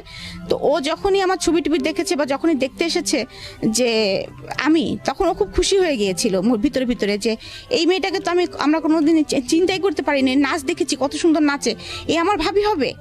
ও তো ছোট মানুষ, ওর মধ্যে এটাই কাজ করেছে, এত সুন্দর একটা মেয়ে আমাদের ভাবি হবে। হ্যাঁ, ও খুব খুশি, ও আমার হাতে ভাব জমানোর খুব চেষ্টা করতেছে, আমার পিছিয়ে আছে আর কি সে। তো আমাকে জামা কাপড় চেঞ্জ করিয়েছে, আমার ননদ আমাকে শাড়ি পরিয়েছে, আর ওই মানে বিয়ের শাড়ি সাজগোজ খুলে একটা শাড়ি টাড়ি পরিয়েছে, এরকম বাড়ি ভর্তি লোকজন চলতেছে। যাই হোক, তারপরে রাত আসছে, আমাকে তো রাত্রে খেতে দিছে, আমি তো খেতে পারি না হাত দিয়ে, আমি তো ছাড়াই ভাড়াই খাচ্ছি, কোনো রকম কি খাচ্ছি সেটাও বুঝতে পারতেছি না। মানে আমি আবার তখন আবার বুঝতে পারতেছি, মানে মনের ভিতরে এতটুকু উপলব্ধি আসতেছে যে চিনি না তো, হ্যাঁ চিনি না তো, আমি কোথা থেকে কোথায় আসলাম আমি তো বুঝতে পারতেছি না কিছু। হ্যাঁ, আমার হাতে তো কই আব্বু আম্মু আসলো না, কেউ তো আসলো না, মানে এরকম মনে হচ্ছে, কেউ তো খোঁজ নিচ্ছে না, বাবা তো এখান থেকে এইটুক চলে তো আসতে পারে, এতক্ষণ তো বিয়ের ঝামেলা শেষ হয়ে গেছে, বাবা তো আর চলে আসতে পারে, মা তো চলে আসতে পারে, এরকম মনে হচ্ছে মনের কাছে, কই কেউ তো আসতেছে না, এরকম মানে মনের ভিতরে হচ্ছে। তো ওরা যা বলতেছে সেটাই করতেছি আর কি। দেখলাম মাগরিবের নামাজের সময় একটা লোক ঢুকলো আমার ঘরে, আমি বুঝতেছি যে এটা আমার মনে হয় হাজবেন্ড, কারণ আমার ঘরে তো যে কেউ ঢুকবে না, মানে আমার ঘর মানে আমাকে বিয়ে করে করায় নিয়েছে যে ঘরটায় বসায় রাখা হয়েছে। সে আমার সামনে নামাজ পড়লো, আমার সাথে কিন্তু কোনো কথা সে বলে নাই, আমিও কোনো কথা বলি না, কারণ আমি তো বুঝি না অত কিছু। তারপরে খাওয়া দাওয়া শেষে রাত আসলো, তো দেখতেছি বাসর ঘরটা সাজানো। তখনই হয়তো বা আমি এখনকার সময় যদি বিয়ে হতো, সাপোজ এখনকার সময় বা আরো 5 বছর পরে বিয়ে হতো, তখন হয়তো ঠিকই ওটা আমার চোখে পড়তো, কারণ আমি যে চুজি বাসর ঘরটা কেন এমন করে সাজানো, যেটা ফুল দিয়েও সাজানো না, কিছু গাঁদা ফুল দিয়েছে এবং কিছু বেলুন দিয়েছে, যে যেমন হচ্ছে বার্থডে ভাব। তো আমি আবার হাসতেছি, কিন্তু আমাকে যখন ওই ঘরে বসাইছে তখন কিন্তু আমার ছোট নোটটাকে বলতেছে এই বেলুনগুলা ফাটবে না তো, রাত্রে ঠাস করে বেলুন ফাটবে, কি মজা না, এরকম বলেও ফেলছি মুখ দিয়ে আর কি। তো যখন আমাকে ওই ঘরে রেখে তারা চলে যাচ্ছে, তা আমার মেয়ের জন্য ননদটা, ওনাকে আমি আপা, মানে যদিও আমার হাজবেন্ড থেকে ছোট সে, আমি এখনো আপাই বলি তাকে। তা আমি তখন বলতেছি কি আপা আপনি হচ্ছে যায়েন না, আমি তো আপনার সঙ্গে ঘুমাবো, আমি একা একা ঘুমাতে পারবো না, ভয় লাগতেছে, আপনারা সবাই করে।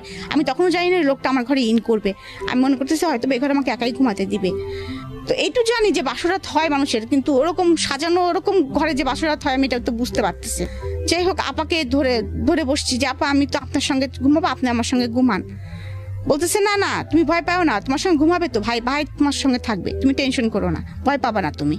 তো আমি তো তখন আরো ভয় পেয়ে গেছি যে কি ব্যাপার, একটা ছেলে থাকবে আমার সাথে। হ্যাঁ, আমি তো কখনো ছেলে মানুষের সঙ্গে ঘুমাইনি, আমি বাবার সঙ্গে ঘুমাইছি, চাচুর সঙ্গে ঘুমাইছি। তারপরেও যতই ইয়ে করি, ওটা নতুন জায়গা তো আমি তত ইয়ে করতে পারছি না। যাই হোক, আমার হাজবেন্ড ঢুকলো ঘরের মধ্যে, ঢোকার পরে সে পাশে বসতো, শীতকাল ছিল তখন, ডিসেম্বরে আমার বিয়েটা হয়েছে, ডিসেম্বরের 6 তারিখে। তখন আমি 16 বছর আমার বয়স।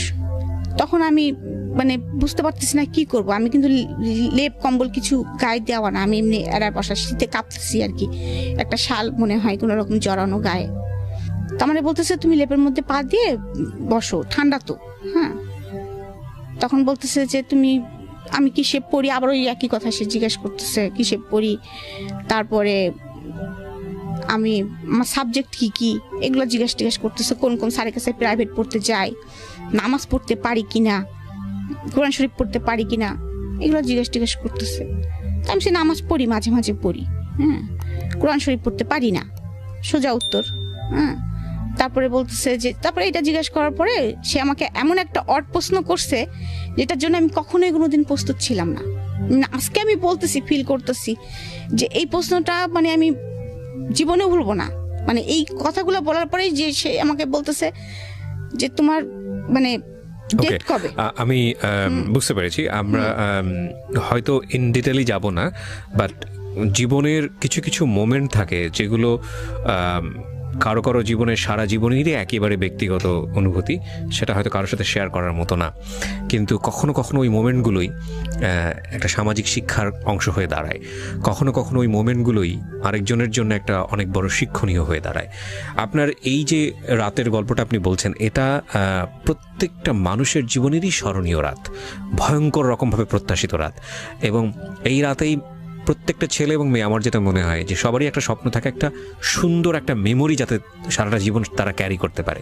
এই স্বপ্নটা যখন সে তার জীবনের আরেকজন মানুষের প্রয়োজন, সেটা ছেলের জায়গা থেকে হোক বা মেয়ের জায়গা থেকে হোক, মানে একটা মেয়ে যখন একটা ছেলেকে কল্পনা করে বা একটা ছেলে যখন একটা মেয়েকে কল্পনা করে, এইটা বুঝতে শেখে যখন থেকে, একদম নর্মালি যখন বুঝতে শেখে তখন থেকে সে কল্পনা করা শেখে। এটা বৈজ্ঞানিকভাবে যেমন সত্য এবং খুব নর্মালিও আমাদের জীবনে এটা সত্য। এবং এই কাঙ্ক্ষিত রাতটা যখন স্বপ্নের মতো না হয়, এবং স্বপ্নের মতো না হলেও হয়তো বা সমস্যা না, পছন্দনীয় না হলেও সমস্যা না, কিন্তু যখন ভয়ঙ্কর হয়ে দাঁড়ায় তখন সেটা সারা জীবনের জন্যই একটা বড় সমস্যা। কখনো কখনো সেই ভয়ঙ্কর এক্সপিরিয়েন্সগুলো 8-10টা মানুষের জীবনে ওই ভয়ঙ্কর এক্সপিরিয়েন্স যাতে না হয় সেজন্যে হয়তো বা যতটুকু যেভাবে শেয়ার করা প্রয়োজন সেভাবে আমরা শেয়ার করার সুযোগ দিই। আমরা ছোট্ট একটা বিরতি নেব প্রিয় শ্রোতা। আপনাদেরকে আরও একবার মনে করিয়ে দিচ্ছি, আপনারা শুনছেন মিস্টার ম্যাঙ্গো ক্যান্ডি প্রেজেন্স জীবন গল্প, আমি আরজে কিবরিয়ার সাথে। ছোট্ট একটা বিরতির পর আবারও ফিরে আসছি। জীবনে অনেক ভুল হয় এবং একজনের ভুল থেকে আমরা অনেক সময় অনেক কিছুই শিখি। ঠিক আছে, তো আপনার জীবনে যে ঘটনাটা ঘটলো তারপর কি হলো? তো তারপরে মানে এটা আমি কিভাবে বলবো বুঝতে পারছি না, মানে এক্সপ্লেন করব কিভাবে, আই ডোন্ট নো। অনেকের জীবনে এটা হয়তো খুব মানে সুখ, এটা হতে পারতো সুখের, কিন্তু আমি যেহেতু বয়স অল্প, হাইট ওয়েট কম তার থেকে, তারপরে সে অনেক লম্বা চড়া মানুষ, তার স্বাভাবিক নিয়মে সে ছিল হয়তো বা, কিন্তু আমার জন্য ফিলিংসটা খুব ব্যাড ছিল আর কি। আমি খুব কষ্ট পাচ্ছিলাম আর কি, সোজা কথা। এবং আমি আগেই বলেছি যে আমার স্কিন খুব পাতলা ছিল, আমি রান্না কখনো তো কাজ করিনি, কখনো রোদে পুড়িনি, কখনো মানে ছিলাম আর কি একটু। তো আমার কিন্তু একটুতে গায়ে ফোসকা পড়তো, মানে এমন হচ্ছে একটু বেশি রোদে হলেও দেখা যাচ্ছে আমার গায়ে লাল লাল ছোপ ছোপ দাগ পড়ে যেত। একটু বেশি রোদে গেলে বা বেশি গরম লাগলে আমি কিন্তু গরম সহ্য করতে পারতাম না, আমার নাক দিয়ে ব্লাড এসে যেত। তো উনি আমাকে যে আদরের নমুনাটা দেখিয়েছে, ইট ওয়াজ নট হিউম্যানিটিক, এটা আলটিমেটলি মানবিক আচরণ ছিল না, আপনি যেটা বলতে যাচ্ছেন। তারপর সে আমাকে বোঝানোর চেষ্টা করেছে, এটুকু আমার মনে আছে, যে না তুমি কষ্ট পাচ্ছ, এটা ঠিক, কষ্ট পেও না, এটা হয়, এটা ঠিক হয়ে যাবে আস্তে আস্তে। যাই হোক, সকাল হলে পরের দিন সকালে বউ ভাত, বাসার অনুষ্ঠান কম কমানো। তো আমি কাউকে কিছু বলতে পারছি না, কিন্তু মনের ভিতরে তখনই একটা আমার কষ্ট ঢুকে গেছে কিন্তু অলরেডি, যে এটা কি হলো, বিয়ে মানে কি এরকম, আমি এটা কিন্তু বুঝতে পারতেছি না, বিয়ে মানে কি এরকম, আর এই লোকটার সাথে তাহলে আমাকে এভাবে থাকতে হবে। মানে আমি মানে সবকিছু মিলে আমার মাথার মধ্যে হজবরল অবস্থা হয়ে গেছে একটা আর কি। আর আমি খালি অপেক্ষা করতেছি কখন বাবা মা আসবে, কখন কে আসবে, মানে আমি অপেক্ষা করে আছি আর কি। মানে আমার ভালো লাগছে না, সোজা কথা ভালো লাগছে না। আমি সকালেও তেমন ভাবে খাচ্ছি না, কিন্তু আমার হাজবেন্ড দেখছি সকালবেলা থেকে স্বাভাবিক, সে ঘুরতেছে, সবার হাতে কথা বলতেছে আর কি। আমার অন্যরা আমার ঘরে আসতেছে, সব কিছু স্বাভাবিক, অনুষ্ঠান সব কিছু স্বাভাবিক। এবং একসময় আমার বাবা মা আসার পরেও আমি ওই অবস্থায় দেখা যাচ্ছে আমাকে মানে স্টেজ করে যেখানে বসিয়ে রাখা হয়েছে, আমি তো খুব ক্লোজভাবে তখন বাবা মার সঙ্গে কিছু বলতে পারছি না। আর আমার বাবা কেন যেন ওই দিনের পর থেকে তার চেহারাটা চোর হয়ে গেছিল আর কি। চোর বলবো কেন, মানে আমার দিকে চোখ কিরকম লুকা ছাপা, চোর বলবো না, লুকো ছাপা আর কি। মানে হয়তো বা আমার দিকে তাকালে তার চোখ জলে ভরে উঠতেছিল, এমন কিছু হচ্ছে হয়তো বা, সে নিজেকে হাইড করছে। হ্যাঁ, আমি তো কিছু বলতেও পারছি না কাউকে। শুধু ছোট ফুপুটা আমার ফ্রেন্ড তো, সে আসার পরে তখন আমাকে বলতেছে, আমাকে তো বললাম যে অনেকে মনা বলে ডাকতো, তো আমাকে বলতেছে মনা কেমন আছো। হ্যাঁ, তো আমি বলছি যে ফুপু আমার না ভালো লাগেনি, আমার সারা রাত ঘুম হয়নি। হ্যাঁ, তোমরা আমাকে আজকে নিয়ে যাবা তো? হ্যাঁ, তো বলছে হ্যাঁ আজকে নিয়ে যাবে, মিয়া ভাই বলেছে আজকে তোমাকে নিয়ে যাবে, যে আমাকে সহকারে আজকে নিয়ে যাবে। আমি এবার ওকে বলছি কি, ফুপু শোনো, ওই লোকটাকে নিয়ে যাওয়ার দরকার নেই, আমাকে নিয়ে যাও। হ্যাঁ, বাবাকে আস্তে করে বলে এসো, ওনাকে নিয়ে যাওয়ার দরকার নেই। মানে এইভাবে আর কি। আমি তো আসলে বুঝতেছি না, ওই লোকটা আমার সঙ্গে গেলেই মনে হলো যে আমার একটা ব্যাড ফিলিংস, ওই লোকটাকে নিয়ে যাওয়ার দরকার নেই। এই জন্য ফুপুকে আস্তে করে কানে এটা বলতেছি। যাই হোক, ওই দিনকার অনুষ্ঠান মিটে গেল, তারপরে আমাদেরকে নিয়ে যাওয়া হলো। তো আমার বেডরুমেই আমি ছিলাম আর কি। সেখানেও আমার বাবা মা তো আর কোনো কিছু খেয়াল করে না। আমার বাবা মার ধুম লেগে গেছে, বাড়িতে অনেক লোক, পুপুরা ধুম লেগে গেছে যে জামাইকে কোন পিঠা খাওয়াবে, জামাইকে নতুন জামাই ফার্স্ট আসছে আমাদের বাড়িতে, যৌথ পরিবারের জামাই, মানে আমাদের বাড়িতে একদম মনে করেন যে আনন্দ উৎসব। আর আমি হয়েছে কি যে এই একদিন দুই দিনে মানে আমার ফ্যামিলি থেকে যেহেতু আমি একটু দূরে, আমি আমার ফুপাতো ভাই বোন টোন এদের পেয়ে ওদের সাথে সবসময় থাকি, ওদেরকে পেয়ে আমার জামার কথা আমি ভুলে গেছি। বলতেছি মানে এমনিও তোর কথা আমার মনে থাকার কথাই না, তারপরে ওই যে আমার সাথে একজন লোক আসছে তার থেকে আমার কোনো ইয়ে নাই। আমি কিন্তু ওদের সাথেই মানে বাসায় যে ঢুকেই আগে আমি কিন্তু শাড়িটা খুলে আগে কিন্তু আমি স্কার্ট পরে ফেলছি, বুঝছেন, ফেলে আমি আমার মতো মানে আবার দৌড়ানো শুরু করছি ঘরের মধ্যে, একবার এর সাথে এই গল্প করে ওর সাথে ওই গল্প করি। কিন্তু এর মধ্যে হঠাৎ করে আমার এক ফুফাতো ভাই, ওর সাথে খুব ফ্রেন্ডলি সম্পর্ক ছিল, আমার থেকে 2 বছরের বড়। তো ও আমাকে জিজ্ঞাসা করতেছে, মনি তোর মুখ চুপ দেখে তো ভালো, ওই যে বললাম আপনাকে যেটা সাইন দেখে বলছে ভালো লাগতেছে না তো। হ্যাঁ, তখন আমি বলতেছি কি যে ভাই জানো লোকটা না একটু ভালো না, হ্যাঁ লোকটা না খুব খারাপ, অনেক চরিত্র খারাপ। এভাবে বলতেছি লোকটা। হ্যাঁ, আমি বাংলা সিনেমা ভিলেন দেখো না ওই রকম, জানো, এখন এরকম বলতেছি। তা বলার পরে তখন আমার ভাই আবার হাসতে বলছে কই, মানে আমাকে সান্ত্বনা দেয়। আমি তো দেখলাম যে মিঠুন চক্রবর্তীর মতো। হ্যাঁ, এরকম আর কি কথাবার্তা হচ্ছে। যাই হোক, আমার সংসারটা এইভাবে আর কি আগায় যাচ্ছে। আমি শ্বশুর বাড়িতে যাই আসি, বাবার বাড়িতেও থাকি, কিন্তু আমি কিন্তু এইগুলো আসলে তখন কিন্তু বুঝি না যে শ্বশুর বাড়ি গেলে কাজ করতে হয় কি করতে না হয়। আমার হাজবেন্ড সকালবেলা অফিসে চলে যান, আমি হয়তো গুসল করে। উনি কি ছিল, পেশা কি ছিল? উনি ছিল তখন অ্যাসিস্ট্যান্ট ইঞ্জিনিয়ার। হ্যাঁ, উনি হচ্ছে বিএসসি ইঞ্জিনিয়ার যেটা বলে আর কি আপনার পানি উন্নয়ন বোর্ডের। তো আমি তখনও কিন্তু বুঝি না, তা আমি নাস্তা খাই, ছোট ননদের সাথে সময় পাস করি। কিন্তু আমার শাশুড়ি মনে মনে খুব খেপে যাচ্ছে। হ্যাঁ, আমি এখন জানি আর কি উনি খুব খেপে যাচ্ছেন, কি বউ বিয়ে করে নিয়ে আসলাম, শাশুড়ি কি করতেছে তাও কি দিয়ে দেখে না, বাড়ির কে কি করতেছে কি দিয়ে দেখে না, ঘুম থেকে দেরি করে ওঠে, নামাজ পড়ে না, হ্যাঁ মানে নখ পালিশ লাগায় বসে থাকে, হ্যাঁ নাক ফুটো করা নাই, হ্যাঁ এরকম অনেক কিছু আর কি। তো ওই দিন উনি খুব হঠাৎ করে খুব লাউড হয়ে গেলেন, আমারে বলতেছে এই তোমারে কি খালি শোকেসে সাজা রাখার জন্য নিয়ে আসা হয়েছে নাকি, তুমি খালি ঘরের মধ্যে বসে বসে মান্দাদের হেমন্তের না কি কার গান শুনো, হ্যাঁ তোমার হাজবেন্ড খাবে সেটা তোমার খেয়াল রাখতে হয় না, তোমার যে 5টা ননদ আছে তারা কলেজে যাচ্ছে ভার্সিটিতে যাচ্ছে, তুমি সেগুলো খেয়াল রাখবা না, হ্যাঁ তুমি নিজেকে নিয়ে সবসময় বসে থাকো, হাতে নখ পলিশ মাখিয়ে বসে থাকো, মানে এরকম করে আমার সাথে খুব চিল্লাপাল্লা করতেছে। এই কয়েকদিনের মধ্যেই, মানে 15-20 দিনের পরেই। আচ্ছা, আমি কিন্তু বুঝতে পারতেছি না, আমি একদম থতমত খেয়ে হা করে বসে আছি যে আমাকে এই ধরনের কথা কেউ কখনো বলে নেই। হ্যাঁ, আমি তো আসলে এরকম কথা কোনোদিনও বলে নাই আমাকে কেউ। তো আমি খুব মন খারাপ করে ওনাদেরকে তাকায় আসলে উনি কি বলতেছে, আমি বলতেছি মা আমার নাক ফুটো নেই সেই জন্য রাগ করতেছেন, আমি এটাও বুঝি নাই। যখন বলছে এই মেয়ের নাক ফুটো নাই, আমি নাক ফুটো জানো না, জানে হ্যাঁ কি বাড়িতে বিয়ে দিছি, মেয়ের হচ্ছে নাক ফুটো না থাকলে ছেলের অমঙ্গল হয় এটা জানে না, এরকম বলতেছে। তা আমি বলছি এইটার জন্য মনে উনি রাগ করছে। তা আমি বললাম ওই যে জেদি ছিলাম, আমি নাক ফুটোর যখন এতই সমস্যা, আচ্ছা ঠিক আছে, আমি একদম নিজের যে ঘরটায় থাকতাম, এমনকি আমি ওই ঘরে যখন যে ঘরটাকে আমাকে থাকতে দেওয়া হয়েছে, যে সেই ঘরটার পরিবেশটা এরকম ছিল যে একটা শুধু খাট, ড্রেসিং টেবিল নাই কোনো, একটা টেবিল আর একটা স্টিলের আলমারি, আর কিছু নেই ওই ঘরে। ও একটা আলনা ছিল, যে আমি কখনো মানে আমার ঘরটা তো অনেক সাজানো গোছানো, তখনকার সময় চেস্টের ড্রয়ার একদম ম্যাচিং করা কিছু। তখন এইটা আমার বাবা মা কিন্তু খেয়াল করেছে, এবং তারা কিছু বলেনি, এবং তারা কিন্তু অলরেডি ফার্নিচারের অর্ডার দিয়েছে আমার জন্য আর কি। এবং আমার ঘরে যে ওই বাসায় যে রঙিন টিভি নাই এটাও খেয়াল করেছে তারা, সাদা কালো টিভি দেখে তারা, ফ্রিজ একটা ছোট, কিন্তু বাড়ি কিন্তু 4 বাড়ি, 2টা ফ্লোর নিয়ে আমরা থাকি, কিন্তু ফার্নিচারের ডিজাইনগুলো সব পুরাতন এরকম আর কি। আচ্ছা, জাস্ট লাইক বাবারা হয়তো এটা খেয়াল করেছে। তো আমার রুমের সাথে কোনো অ্যাটাচড বাথও ছিল না, যেটা আমি কখনো কোনোদিন অভ্যস্ত না, আমি আগেই বলেছি, সেটা আমার একটা প্রবলেম হচ্ছিল। এখানে একটা বিষয় খেয়াল করবেন, উনি যে বিষয়গুলো আনছে ছোট ছোট করে, সেগুলো হয়তো বলার মতো না, কিন্তু খুব ইম্পর্টেন্ট দুটো মানুষের জন্য। দুটো মানুষ দুটো পরিবেশ থেকে আসছে, দুটো মানুষের আমরা বিয়ে মানে মনে করি যে দুটো পরিবারের মেলবন্ধন, এটা কিন্তু শুধু দুটো মানুষের মেলবন্ধন না, দুটো পরিবারের মেলবন্ধন। এবং অবশ্যই একটা মানুষ যেভাবে যে লাইফস্টাইলে ছিল, হঠাৎ করে এসে আরেকটা লাইফস্টাইলে মানানসই হওয়াটা খুবই ডিফিকাল্ট, সে ছেলেই হোক বা মেয়েই হোক। কিন্তু আমাদের সামাজিকতা একটা বিষয় আমরা ধরে নিই যে মেয়ে মানেই হচ্ছে তাকে মানিয়ে চলতে হবে, মেয়ে মানেই হচ্ছে সে যে পরিবার থেকে আসুক না কেন, যেটাই করুক না কেন, শ্বশুরবাড়িতে যা আছে সেটাই তাকে মেনে নিতে হবে।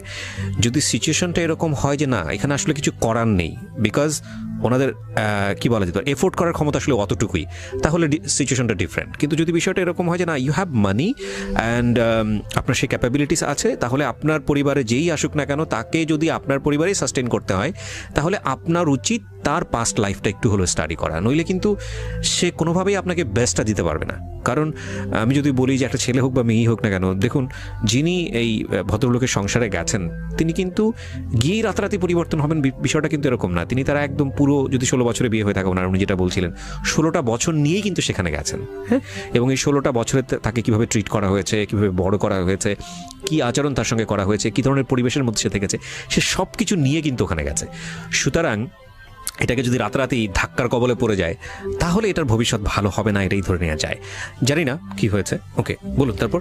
তো তারপরে যাই হোক আমি এগুলো কিছু বলি না, কিন্তু আমি যে আসলে আমি এখন নিজে ইমাজিন করি যেটা, সেটা হচ্ছে যে ওই সময় এরকম বোবা কেমন করে হয়ে গিয়েছিলাম। হ্যাঁ, না বোবা বেশিক্ষণ থাকবেন না, এটা আমরাও জানি। কারণ সিচুয়েশন ডিমান্ড হচ্ছে এমন একটা জিনিস, মানুষ একটা পর্যায়ে পর্যন্ত সেভ করতে পারে। ইভেন তখন আমি মনে করি এটা সেভ না, এটা হচ্ছে জমায়।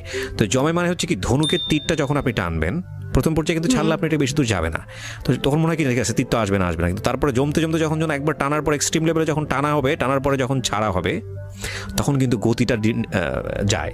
তো যে যত বেশি টানতে পারে, মানে যে যত বেশি সাইলেন্স থাকতে পারে, সে যখন বাস্ট হয় সে তত বেশি পরিমাণ শব্দ করে বাস্ট হয়। তো আমরা একটা জিনিস মনে করি, সেটা মেয়ে হোক বা ছেলেই হোক না কেন, যখন আমরা কারোর প্রতি অত্যাচার করছি কিংবা কেউ যখন একটা জিনিস মানিয়ে নিচ্ছে, চাপতেছে ভিতরে, চাপার ক্ষমতাটা ভালো। কিন্তু এটা যদি এমন হয় যে চাপতে চাপতে চাপতে চাপতে চাপতে চাপতে অনেক দিন ধরে চাপার পরে সে বাস্ট হলো, তাহলে ক্ষতি হওয়ার সম্ভাবনাটা বেশি। তার চেয়ে বরং একটু চাপলে একটু বের করে দিল, একটু চাপলে একটু বের করে দিল, সেটা অন্য জিনিস। কিন্তু ওনার ক্ষেত্রে বোধহয় বিষয়টা ওরকমই হয়েছে। জি রিমা, তারপর কি হলো? তারপরে আমি মানে জেদ করে ঘর আটকাই, মানে নিজের গেট আটকাই দিলাম, দিয়ে সুতো নিছি। আমার ছোট নদকে বললাম নিজের নাক নিজেই ফোড়াবেন। হ্যাঁ, নিজের নাক নিজেই ফুটো করে ফেলছি। করেছেন? হ্যাঁ, আমি বললাম না যে বিলেট দিয়ে হাত কাটতে যখন পারি তখন তো ওই জেদ উঠলে তো আমি ওইটাও করতে পারি। তো নিজে নাক নিজে ফুটো করে, ওরা আমাকে যে নাক ফুলটা দিয়েছিল সেই নাক ফুলটার সঙ্গে সঙ্গে আবার পড়েছি, রক্ত পড়তেছে কিন্তু। My goodness. পরে এসে আমার শাশুড়িকে বলতেছি, দেখছেন পড়ছি, এখন তো কিছু হবে না। আমার শাশুড়ি আমার দিকে হা করে তাকায় আছে, কি মেয়ে এটা। হ্যাঁ, যাই হোক, হয়তো এরকম একটা ফিলিংস নিচ্ছে। তো আমি আবার কিছুদিন পরে হয়তো আমার আম্মার ওখানে গেছি, আম্মা দেখে তো কান্নাকাটি করে আসছে, কারণ বাবা নাক ফুটো করা পছন্দ করতেন না, আমি ব্যথা পাবো দেখে বিদায়। আচ্ছা আচ্ছা। তো সেখানে আমার নাক ফুটো করা, এবং অলরেডি সেটা সঙ্গে সঙ্গে তাজা ইসের মধ্যে আমি পড়েছি, ওটা তো ঘা হয়ে মানে একটু ফুলে টুলে গিয়েছে। যাক, মা নাক ফুল খুলে ওয়াশ করে আবার মলম টলম লাগিয়ে যাই হোক নাকটা ঠিক করেছে পরে। কারণ আমার বাবা বাড়ি থেকে মা বাড়ি তখন তো বেশি দূর, শ্বশুর বাড়ি তো বেশি দূরে না। দেখা যাচ্ছে শুক্রবারের ছুটির দিন হলেই দেখা যাচ্ছে বাবা জোর করে এসেই বলতো, বাবা একটু আসো, আমার মেয়েটাকে একটু আসো, বাবাই আসতেন দেখতে, এরকম প্রায় হতো। আর আরেকটা জিনিস হয়েছিল কি, যে আমার বাবা আমার সুবিধার জন্য বললাম যে ফার্নিচার থেকে শুরু করে টিভি বিজিপি সব কিছু আমার শ্বশুরবাড়ি পাঠিয়ে দিয়েছেন, এমনকি ফ্রিজ পর্যন্ত। হ্যাঁ, তো তারপরে দেখা যাচ্ছে যে আমার ভাইয়ের একটা বাইক ছিল, আমার ভাইয়া কলেজে ওঠার সাথে সাথে একটা বাইক চালাতেন। আমার বিয়ের পরপরই আমার বাবা আমার হাজবেন্ডকে একটা বাইক কিনে দেন। আচ্ছা। যে তাহলে যখন তখন আমার মেয়ের সাথে করে আসতে পারবে, আমার মেয়েকে সাথে করে একটু ঘুরবে। কারণ আমার আবার বাইকে চড়ার খুব অভ্যাস ছিল, কারণ ভাইয়াদের সাথে বাইকে চড়তাম, কোথাও নিয়ে যেতে হলে বাইকে যেতাম, বাবার সাথে আবার যেতাম, যার জন্য আমি বাইকে চড়তে খুব পছন্দ করতাম। বাবা এটা জানতো, তো এরকম মাঝে মাঝে যাওয়া হতো। কিন্তু ওনার সাথে কি সম্পর্কটা আমার কেমন ছিল, মানে ঝগড়াঝাটিও ছিল না, আবার তার সঙ্গে খুব ফ্রি ছিলাম এরকমও না। যে সংসারে কি হচ্ছে সেটাও আমি তাকে বলতাম না। মানে হয়েছে কি, তার সঙ্গে আমার দেখা যাচ্ছে হয়তো খুব কম, ভয় পেতাম তাকে আমি, এবং কি বলে ডাকবো এটাও কিন্তু আমি বুঝতে পারতাম না। আমাকে কেউ ডাকতে বললে কোনো সময় ভাই বলে ডাকতাম, ভাই ভাই আপনাকে ডাকতেছে। আবার কখনো বলতাম কি দাদা ভাই দাদা ভাই আপনাকে ডাকতেছে, এরকম বুঝতাম না আর কি। এটার জন্য বকা খাইতাম, মাঝে মাঝে নাম ধরেও ডেকে ফেলতাম। হ্যাঁ, তো আমার শাশুড়ি এটা নিয়ে বকাও দিত। হ্যাঁ, তো এরকম একদিন এরকম চলতেছে আমার সংসার আর কি, বকাঝকা খাচ্ছি, বুঝতে পারতেছি না কি হচ্ছে না হচ্ছে। আম্মার কাছে মাঝে মাঝে যাই, বলতেছি আম্মা এরকম বকা দেয় কেন ওনারা, আমি তো কাজ করতে পারি না। হ্যাঁ, এরকম বলি। তা আম্মাইয়ের মধ্যে হয়তো বা প্রস্তাব দিয়েছিল আমার শাশুড়ির কাছে যে আমার মেয়ে হয়তো কাজ করতে পারে না বিয়ান, আমি কি একটা কাজের মানুষ দিব আপনাদের।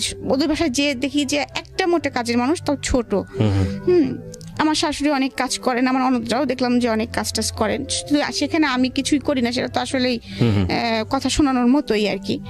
যাই হোক, আমার বেসিক্যালি তখন সেটা মনে হয়েছে আর কি। হ্যাঁ, তো তারপরে এরকম করতে করতে তারপরে হঠাৎ করে একদিন আমার শাশুড়ি বললো, হ্যাঁ তুমি একটু রান্না বাড়া দেখো না, এরকম। যাই হোক, এরকম বলতেছে।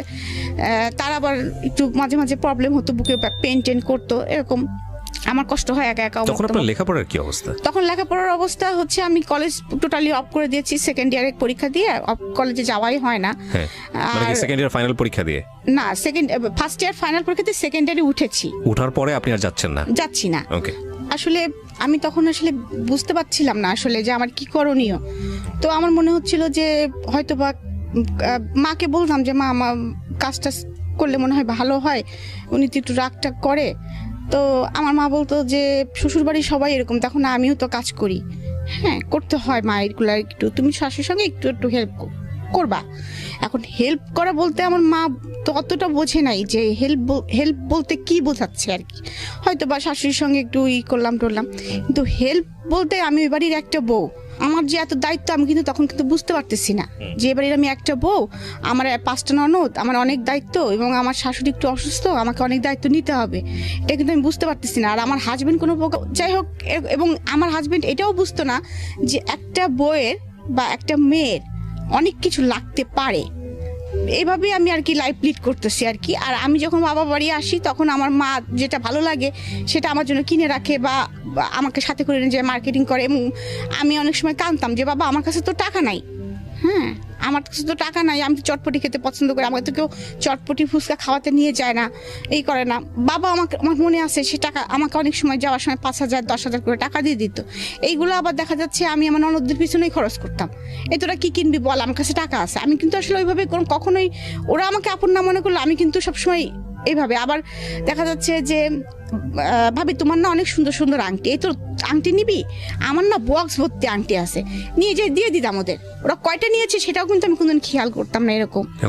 তারপরে আমি এরকম ভাবে আমার সংসার চলছে।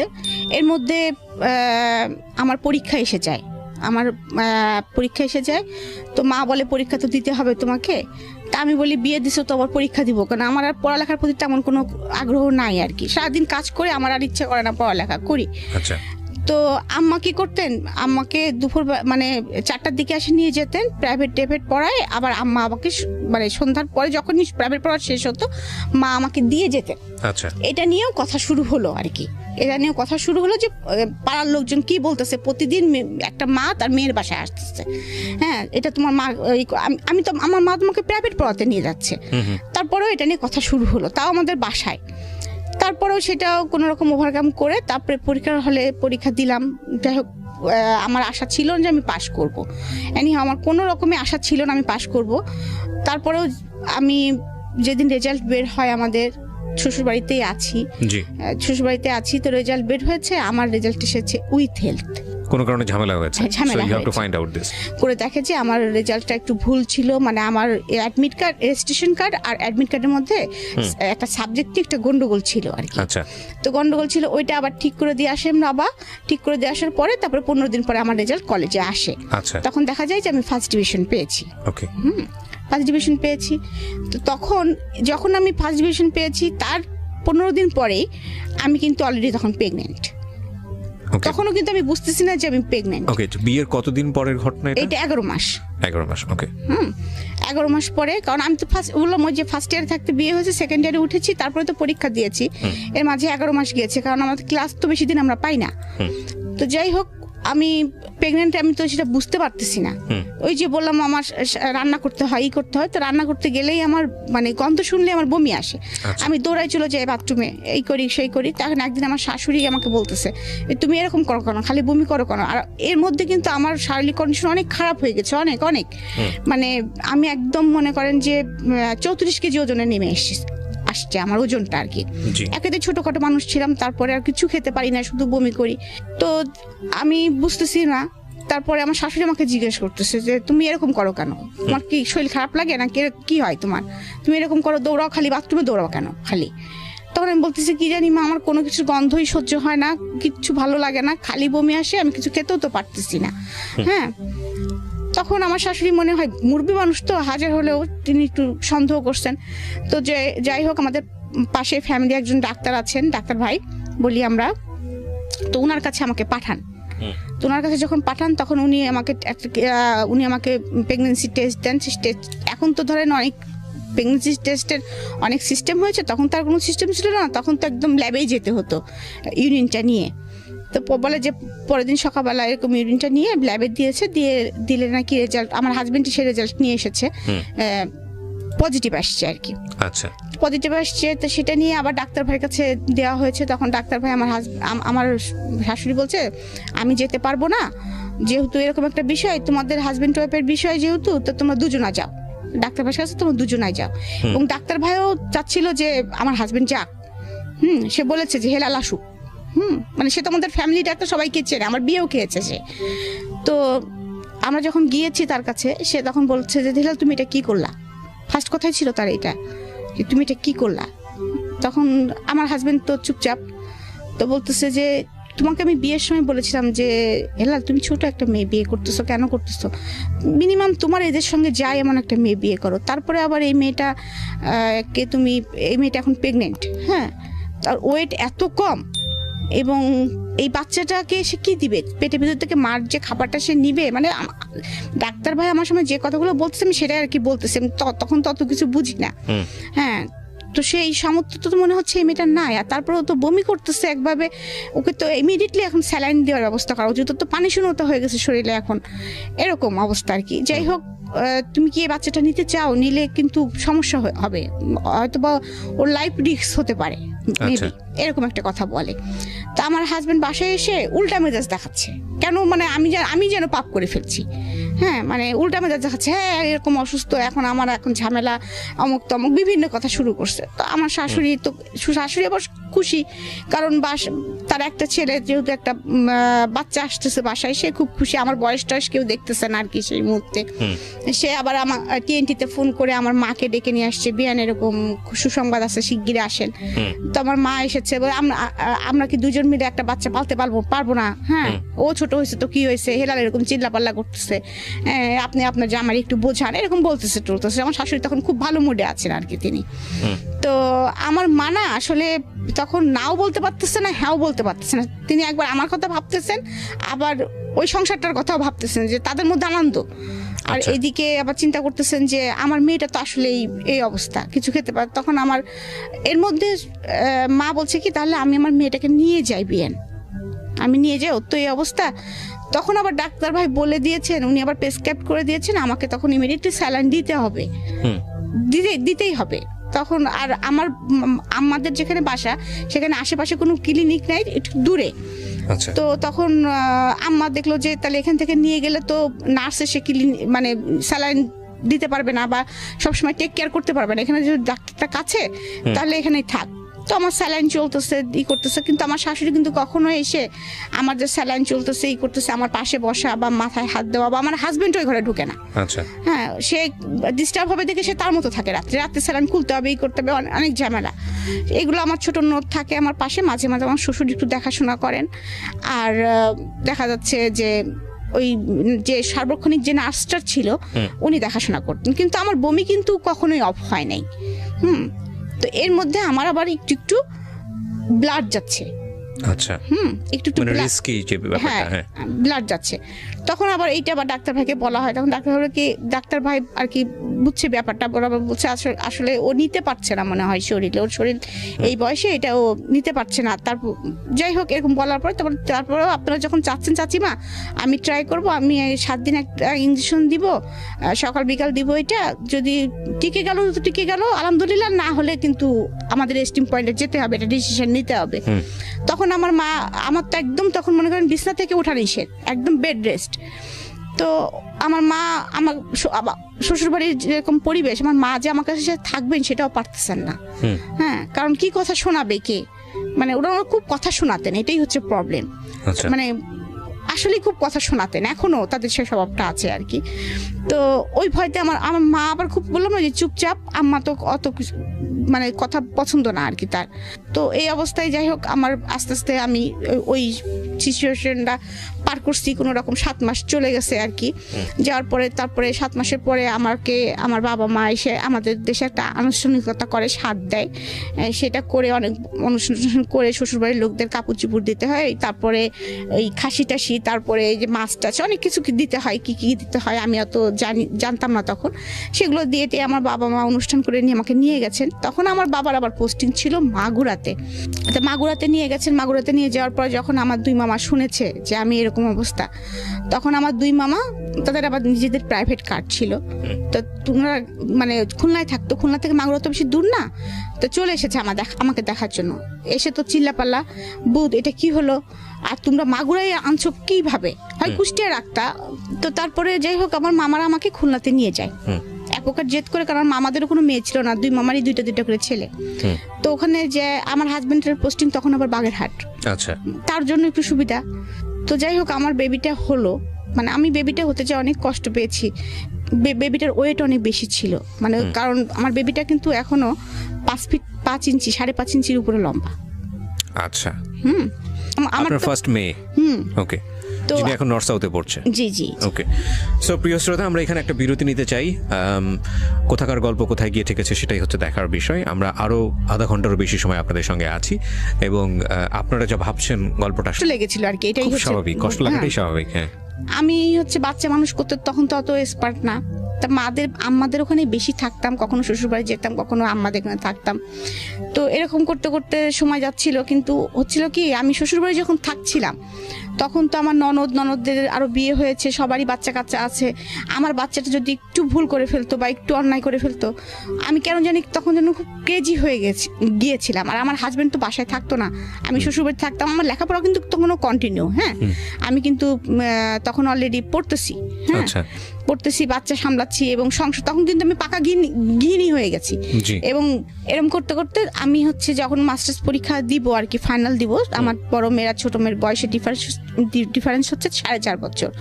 তখন আমি সেকেন্ড বেবি কনসেপ্ট করি।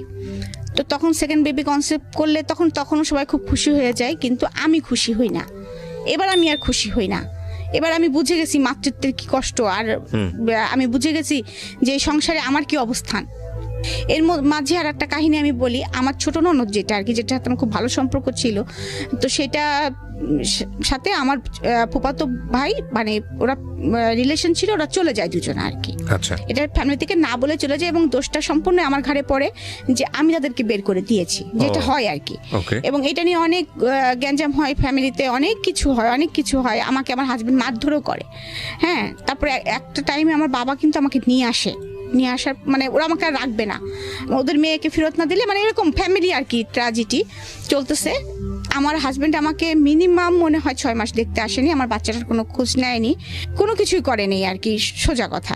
তো তার মধ্যে আমার বাচ্চাটা, আমি মা বাবার কাছেই ছিলাম। তো এর মধ্যে তারা উকিল নোটিশও কিন্তু পাঠিয়ে দিয়েছিল যে আমাকে ডিভোর্স দিবে। হ্যাঁ, কিন্তু আমার বাবা খুব আপসেট হয়ে গিয়েছিল তার মধ্যে, যে ডিভোর্স দিবে এরকম একটা বিষয়, আমি যেটার জন্য এতদিন মানে এত কষ্ট করে মেয়েকে সংসার করাচ্ছি। তারপরে এইভাবে যাই হোক থার্ড পার্সন মিলে সবকিছু মিলে একসময় যায় আবার জোড়াটা লাগে আর কি, কোনোভাবে এনিহাউ জোড়াটা লাগে। এর মধ্যে আরো তো মনের ভিতরে বিষ ঢুকে গেছে আমার অলরেডি, যেই লোকটা আমার 6 মাস খোঁজ নিল না, আমার বাচ্চাটাকে একবার দেখতে আসলো না, আমি তো কিছুতেই ওর সাথে উকিল নোটিশ পাঠিয়েছিল, এটা আমি জানতাম না। এটা আমি জানতাম না। তো হঠাৎ করে তাদের যেভাবে ফ্যামিলি মিউচুয়ালের মধ্যে যখন আসলো, তখন আমার শ্বশুর বললো যে আপনারা নিয়ে গিয়েছেন, আপনারা দিয়ে যাবেন। এবং আমি সেই দিনটার কথা আমি কখনোই ভুলব না, যেদিন আমার ননদ চলে যায়, সেদিন আমাকে সারা দিন ঘরের মধ্যে আটকায় রাখা হয়েছিল, কিছু খেতে দেওয়া হয়েছিল না, এবং আমাকে আমার হাজবেন্ড মারধরও করেছিল, এবং সেই সাথে আমার বাচ্চাটাকে আমার কাছে দেওয়া হয় নাই সারাদিন। তো ওই অবস্থায় যে অনেক কিছু হয়েছে, অনেক সেটা আমি এখন এত বিস্তারিত হয়তো বলতে পারছি না, মানে কিভাবে গিয়েছে আমি বলতে পারবো না। অনেক কষ্টে ওখান থেকে আমার বাবা ভাই আমাকে অনেক কষ্ট ওখান থেকে নিয়ে আসে আর কি। এবং আমি এক কাপড়ে চলে এসেছিলাম, আমাকে ওরা কোনো কাপড় খালি পায়ে এক কাপড়ে আমার বাচ্চাটা সহকারে, বাচ্চাটাকেও দিচ্ছিল না তারা। অনেক কষ্টে আমি ওখান থেকে আমার বাবা মাকে বের করে নিয়ে চলে আসে। আসার পরে তো অনেক দিন এই যে ওরকম বাবা বাড়ি থাকলাম, করলাম। তার মধ্যে আমি আবার ট্রান্সফার হয়ে আমি যশোরে, তখন বাবার পোস্টিং, তো তখন যশোরে আমাকে ভাই আমাকে মাস্টার্স ভর্তি করে দিয়েছিল। জি, যে আমি তখন মাস্টার্স করতেছি, প্লাস সেই সাথে আমি হচ্ছে মানে আপনার মাস্টার্স করতেছি, সেই সাথে আমি কম্পিউটার শিখতেছি। কম্পিউটার শিখতেছি, তো আর বাচ্চাটা নিয়ে লাইফ লিড করতেছি এবং মনে মনে একটা সিদ্ধান্ত নিয়ে ফেলছি। তখন তো একটু ম্যাচুরিট হয়ে গেছি যে আসলে তো ওর কাছ থেকে কোনোদিন ভালোবাসা পাইনি, ওর কাছ থেকে আমি এটাই আশা করতেছিলাম যে হয়তো এরকম ব্যবহারই সে আমার সাথে করবে, তো আমি আমার বাচ্চাটাকে নিয়ে আমি এক প্রকার চলবো আর কি, এরকম একটা চিন্তা ভাবনা করতেছি। আর আমাকে যথেষ্ট সাপোর্ট দিত বাবা মার। সবসময় মন টন খারাপ থাকতো যে ফ্যামিলিতে যেহেতু এরকম কাহিনী হয় নাই, আর সেহেতু সব জায়গাতে কথা টথা হচ্ছিল, অনেক ঝামেলা চলতেছিল অলরেডি ভিতরে, তো বাবা মা ওইগুলা টেক কেয়ার করতেই মানে হাত ধরে যাচ্ছিল বাবা মার আর কি। আর এদিকে হচ্ছে আমার বড় ভাই আমাকে একদম ফুল সাপোর্ট দিচ্ছে যে না, আমি তোমাকে যেতে দিব না, তুমি পড়ালেখা শিখো, মানুষ হও, আমার একটা ভাগ নিয়ে আমি পালতে পারবো, তুমি ওটা নিয়ে টেনশন। এমনকি আমার মেয়েটা মানে আমার বড় ভাইয়ের কাছে ঘুমাতো, খেতো, মানে ওর বড় মামাইও যান, মানে ওকে আমার কাছে দিত না বড় ভাই, এরকম। আচ্ছা। তো এভাবে থাকতে থাকতে হঠাৎ করে কি একদিন ডিসিশন হয়, আমরা ঈদ করতে বাড়ি গেছি, হঠাৎ করে আমার বাবা আমাকে ডেকে বলে যে তুমি মা, তোমাকে ওই বাড়িতে যেতে হবে। আমি বললাম কখনোই না, ইম্পসিবল, আমি ওই বাড়িতে সংসার করতে পারবো না এত কিছুর পরে, আর ওরা আমাকে মেরে ফেলবে। আমার মনের মধ্যে ভয় ঢুকে গেছে যে ওরা আমাকে মেরে ফেলবে। তখন আমার বাবা আমাকে জড়ায় ধরে কান্না করে বলতেছে যে মা, তুমি কি আমাদের, তোমার চাচার, আমার সবার কি মৃত্যু মরা মুখ দেখতে চাও, নাকি তুমি তোমার সুখটা বেছে নিতে চাও? তো অবভিয়াসলি তখন মানে কি মনে হয়েছে আমি জানি না, কারণ বাবাকে আসলে তো আমি খুবই ভালোবাসতাম, আমি মানে এখনো ভালোবাসি। স্ট্যান্ড বাই, আমাকে যদি কেউ বলা হয় তো আমি আমাকে যদি বাচ্চাদের নামও বলা হয় তবু বলবো আমার বাবাকে আমি বেশি ভালোবাসি। এবং আল্লাহর কাছে আমি মাঝে মাঝে এমনও বলি যে আল্লাহ, যে আমার বাবা যেদিন মৃত্যু হয় সেদিন যেন আমারও মৃত্যু হয়। আর মানে একদম হোপলেস হয়ে যাই। আমি তখন বলি যে আমি যাবো বাবা, আমি বলি যে বাবা আমি যাবো, যাই হোক না কেন আমি যাবো। তো আমি যাই, এবং আমার শ্বশুরদের কন্ডিশন আমাকে নিতে আসবো না, আপনাকে দিয়ে যেতে হবে। তো আমাকে দিয়ে আসে আর কি। এসে পরে আমার অত্যাচারের মাত্রাটা মানে আপনারা ইমাজিন করে নেন, আরো চরম আকারে পৌঁছায়।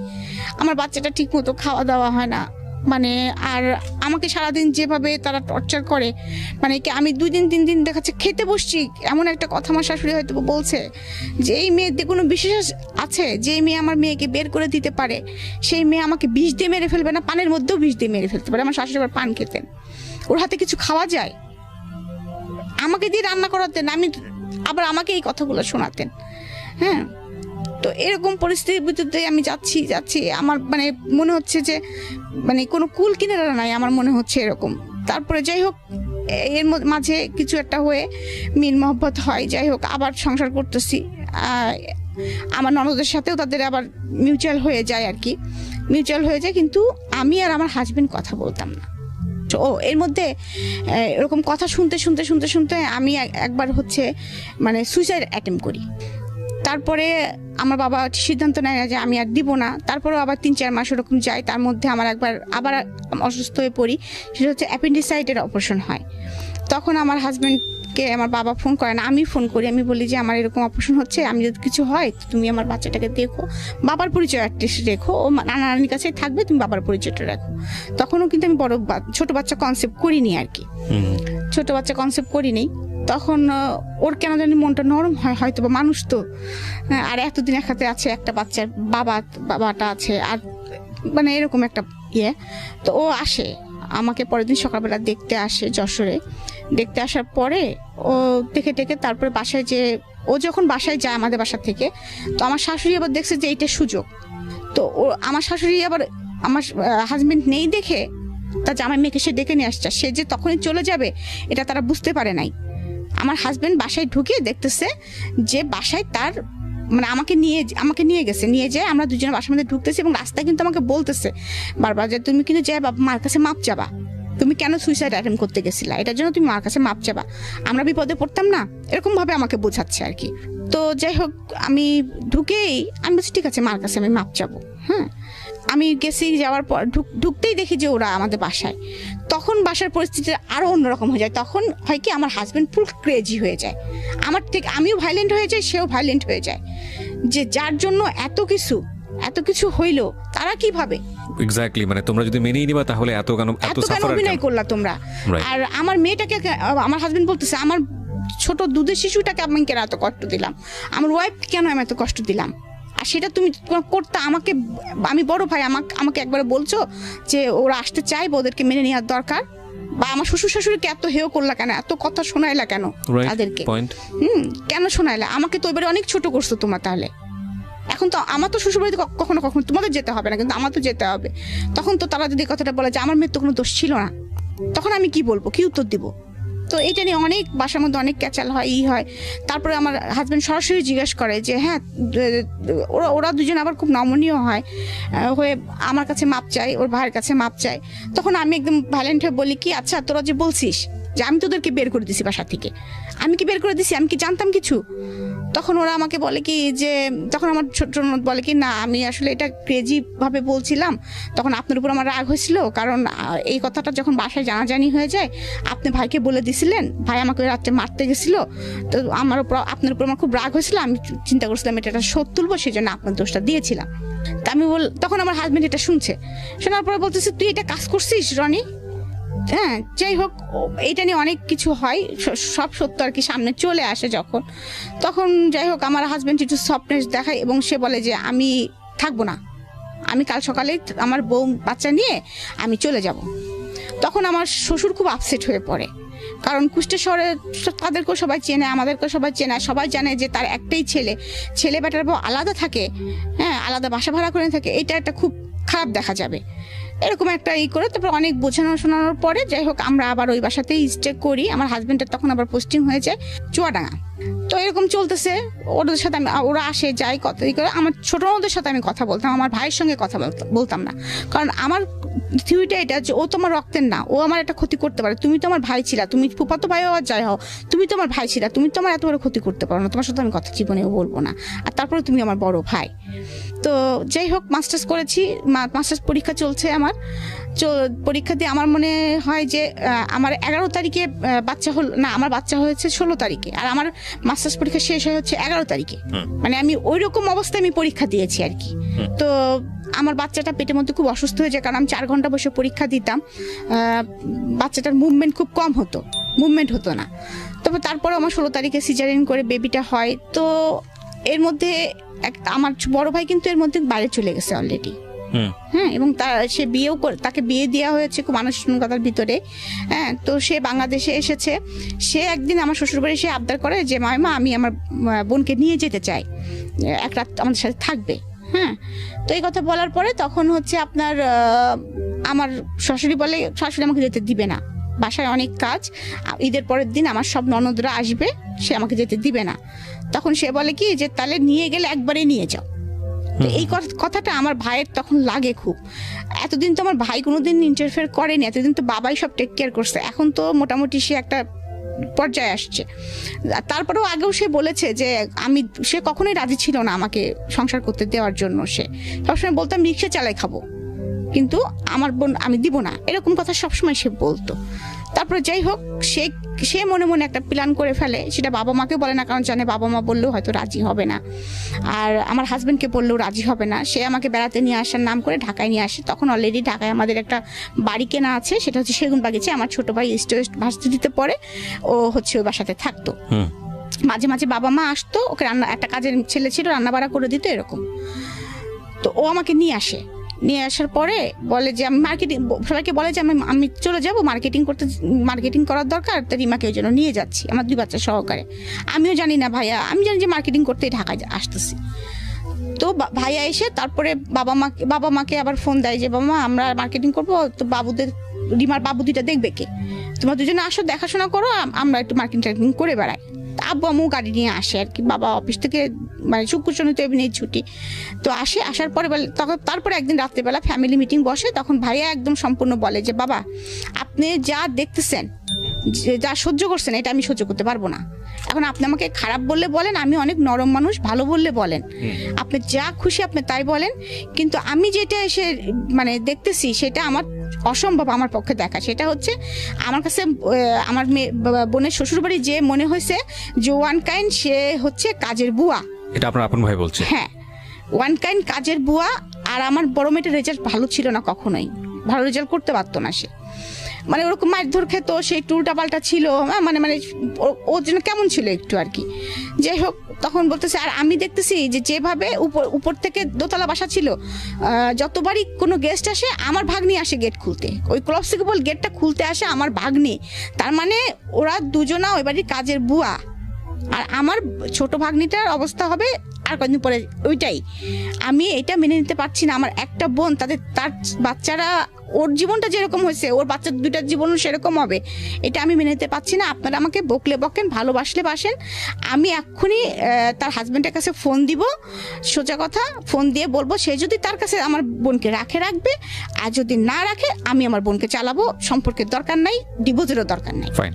কখন জানি কি হয় এরকম একটা দোলাচল অবস্থা, এবং আমাদের প্রেডিকশনের জায়গাগুলো এখন পর্যন্ত নট প্রুফ। আমি সবসময় একটা কথা বলি যে জীবন গল্পে আপনি কোনো বাকি আসলে অনুমান করতে পারবেন না এরপরের বাকি গিয়ে কি ওয়েট করছে আপনার জন্য।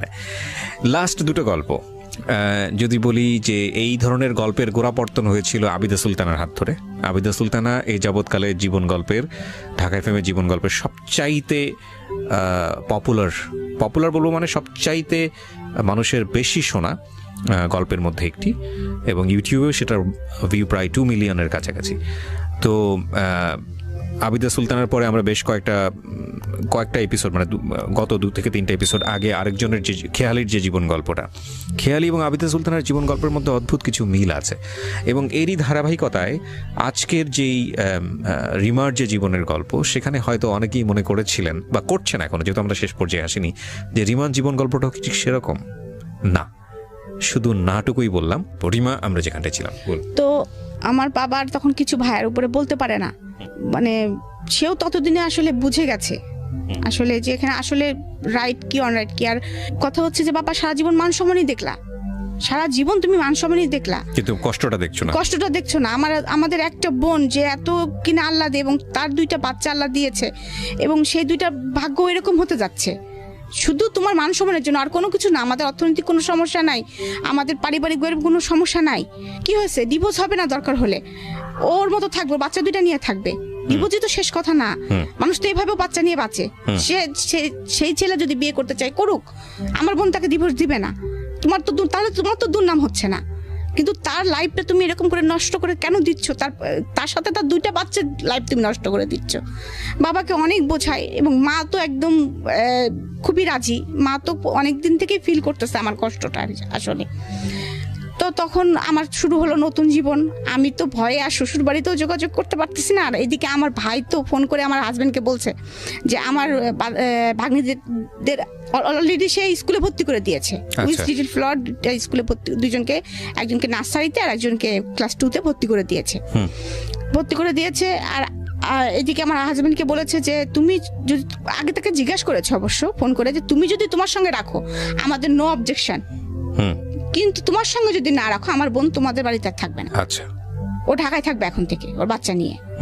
তো এই কথা বলার পরে তুমি কি মতামত দিচ্ছ? তুমি যদি নাও তাহলে আমাদের কোনো কথা নেই। আমার হাজবেন্ড বলে যে সাতক্ষীরার অবস্থা ভালো না, সাতক্ষীরা নোনা এলাকা, আমার বাচ্চা 2টা অসুস্থ হয়ে যাবে, রিমা এসে এখানে শুট করতে পারবে না, আর এখানে অনেক মানে আমি এখানে নিয়ে আসলে ও পারবে না আর কি, সোজা কথাই কথা বলে। আর কারণ সে কখনোই আসলে কোনো দায়িত্ব নিতে চায় না।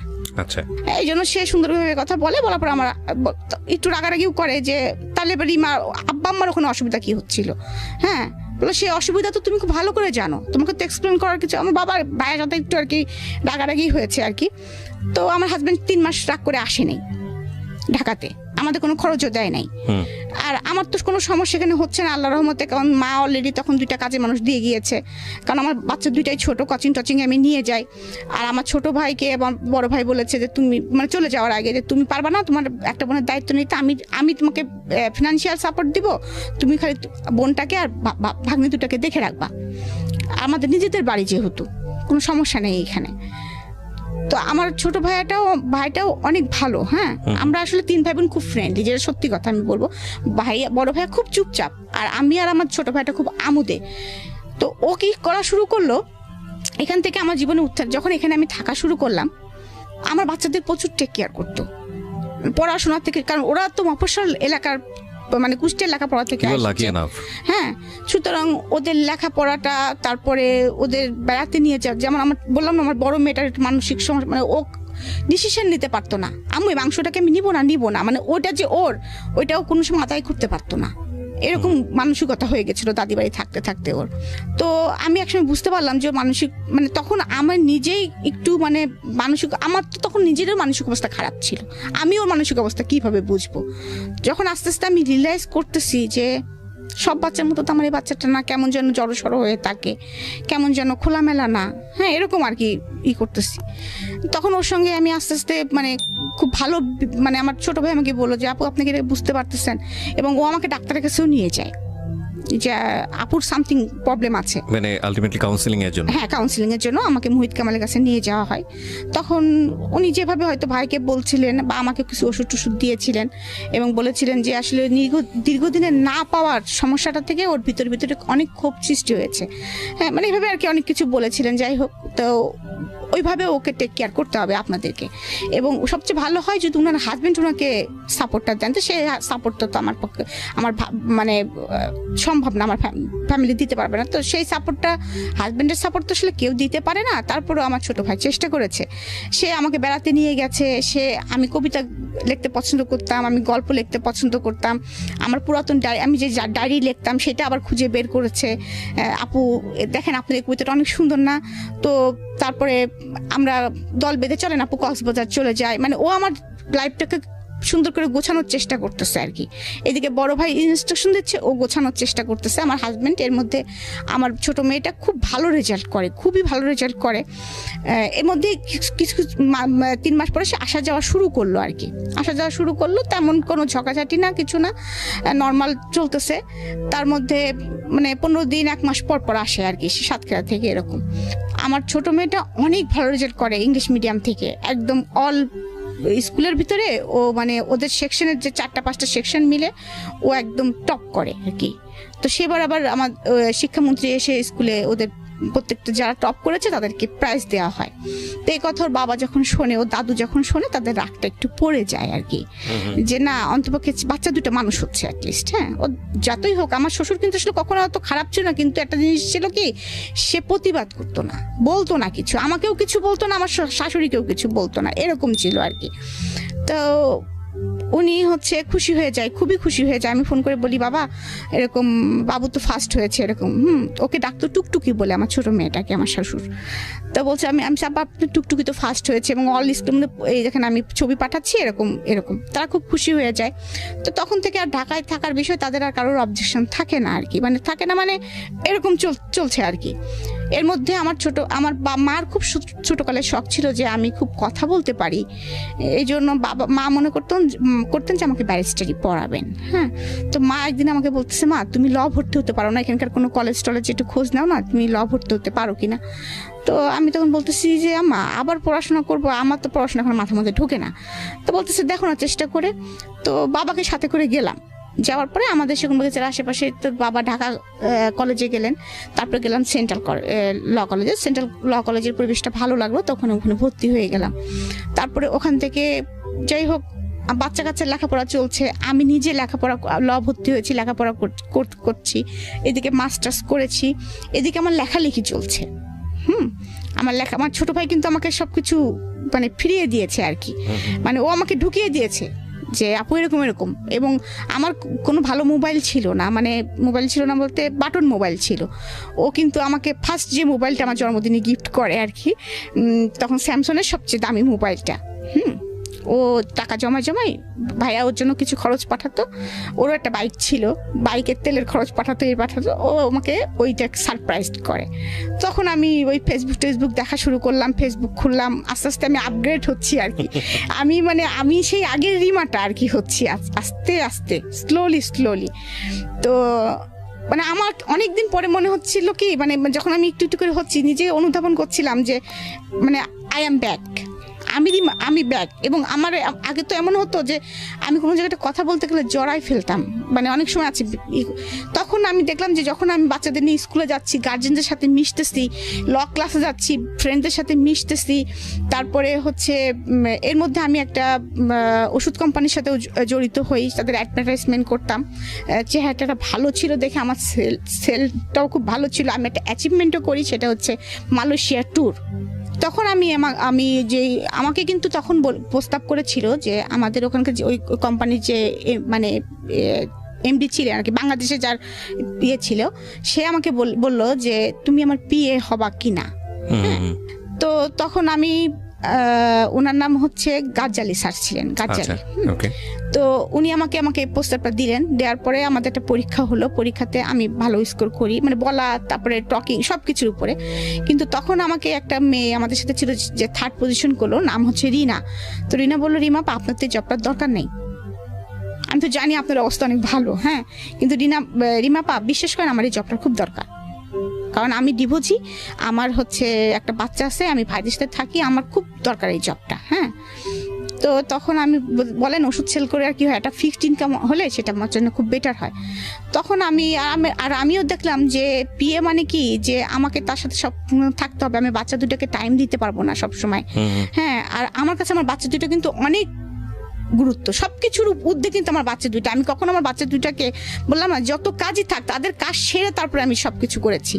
আমি যত দুঃখে কষ্ট যত কিছু থাকি, ওদের দুজনের মুখ দেখলে আমি সবকিছু কেন জানি ভুলে যাই এখনো। হ্যাঁ, রাইট নাও। তো তারপরে আমি যাই হোক, তখন আমি স্যারকে, তখন ওইটার পরে আমি স্যারকে রিকোয়েস্ট করলাম, স্যার আমার তো এই চাকরিটা করা সম্ভব না কোনো প্রকারেই, কারণ আমার তো দুইটা বাচ্চা আছে, আমি এই 9টা 5টা, আবার আপনার সঙ্গে ধরেন অনেক সময় আছে অনেক সেমিনারেও যেতে হবে, সেটা তো আমার ফ্যামিলি থেকে মেনে নিবেন, আমার হাজবেন্ড চাবে না। তো আমি এই চাকরিটা করবো না, আপনি রিনাকে এই চাকরিটা দেন। তো ওরা আবার বলছে সেকেন্ড পজিশন যে আছে সে করুক না কেন।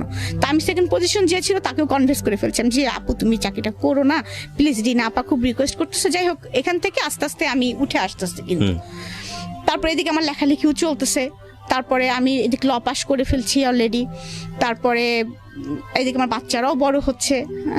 তো এর মাঝে আমার ছোট ভাইটা চলে যায় কানাডাতে, চলে যায়। এদিকে আমার চাচার কিন্তু পোস্টিং তখন ঢাকাতে। আমার চাচার কথাটা আমি কেন বলছি, যে আমার বাবা আমার চাচাকে যেভাবে মানুষ করেছে, মানে আমি বোঝাতে পারবো না। যে কখনো যদি কোনো জায়গায় একটা জিনিস কিনেছে, অর্ধেক ভাইয়ের নামে কিনেছে, অর্ধেক তার নামে কিনেছে। তো যাই হোক, আমি এর মধ্যে পড়ালেখা করতেছি, আমার জীবনটা আবার মনে হচ্ছে আগের জায়গায় চলে আসছে। এবং শ্বশুর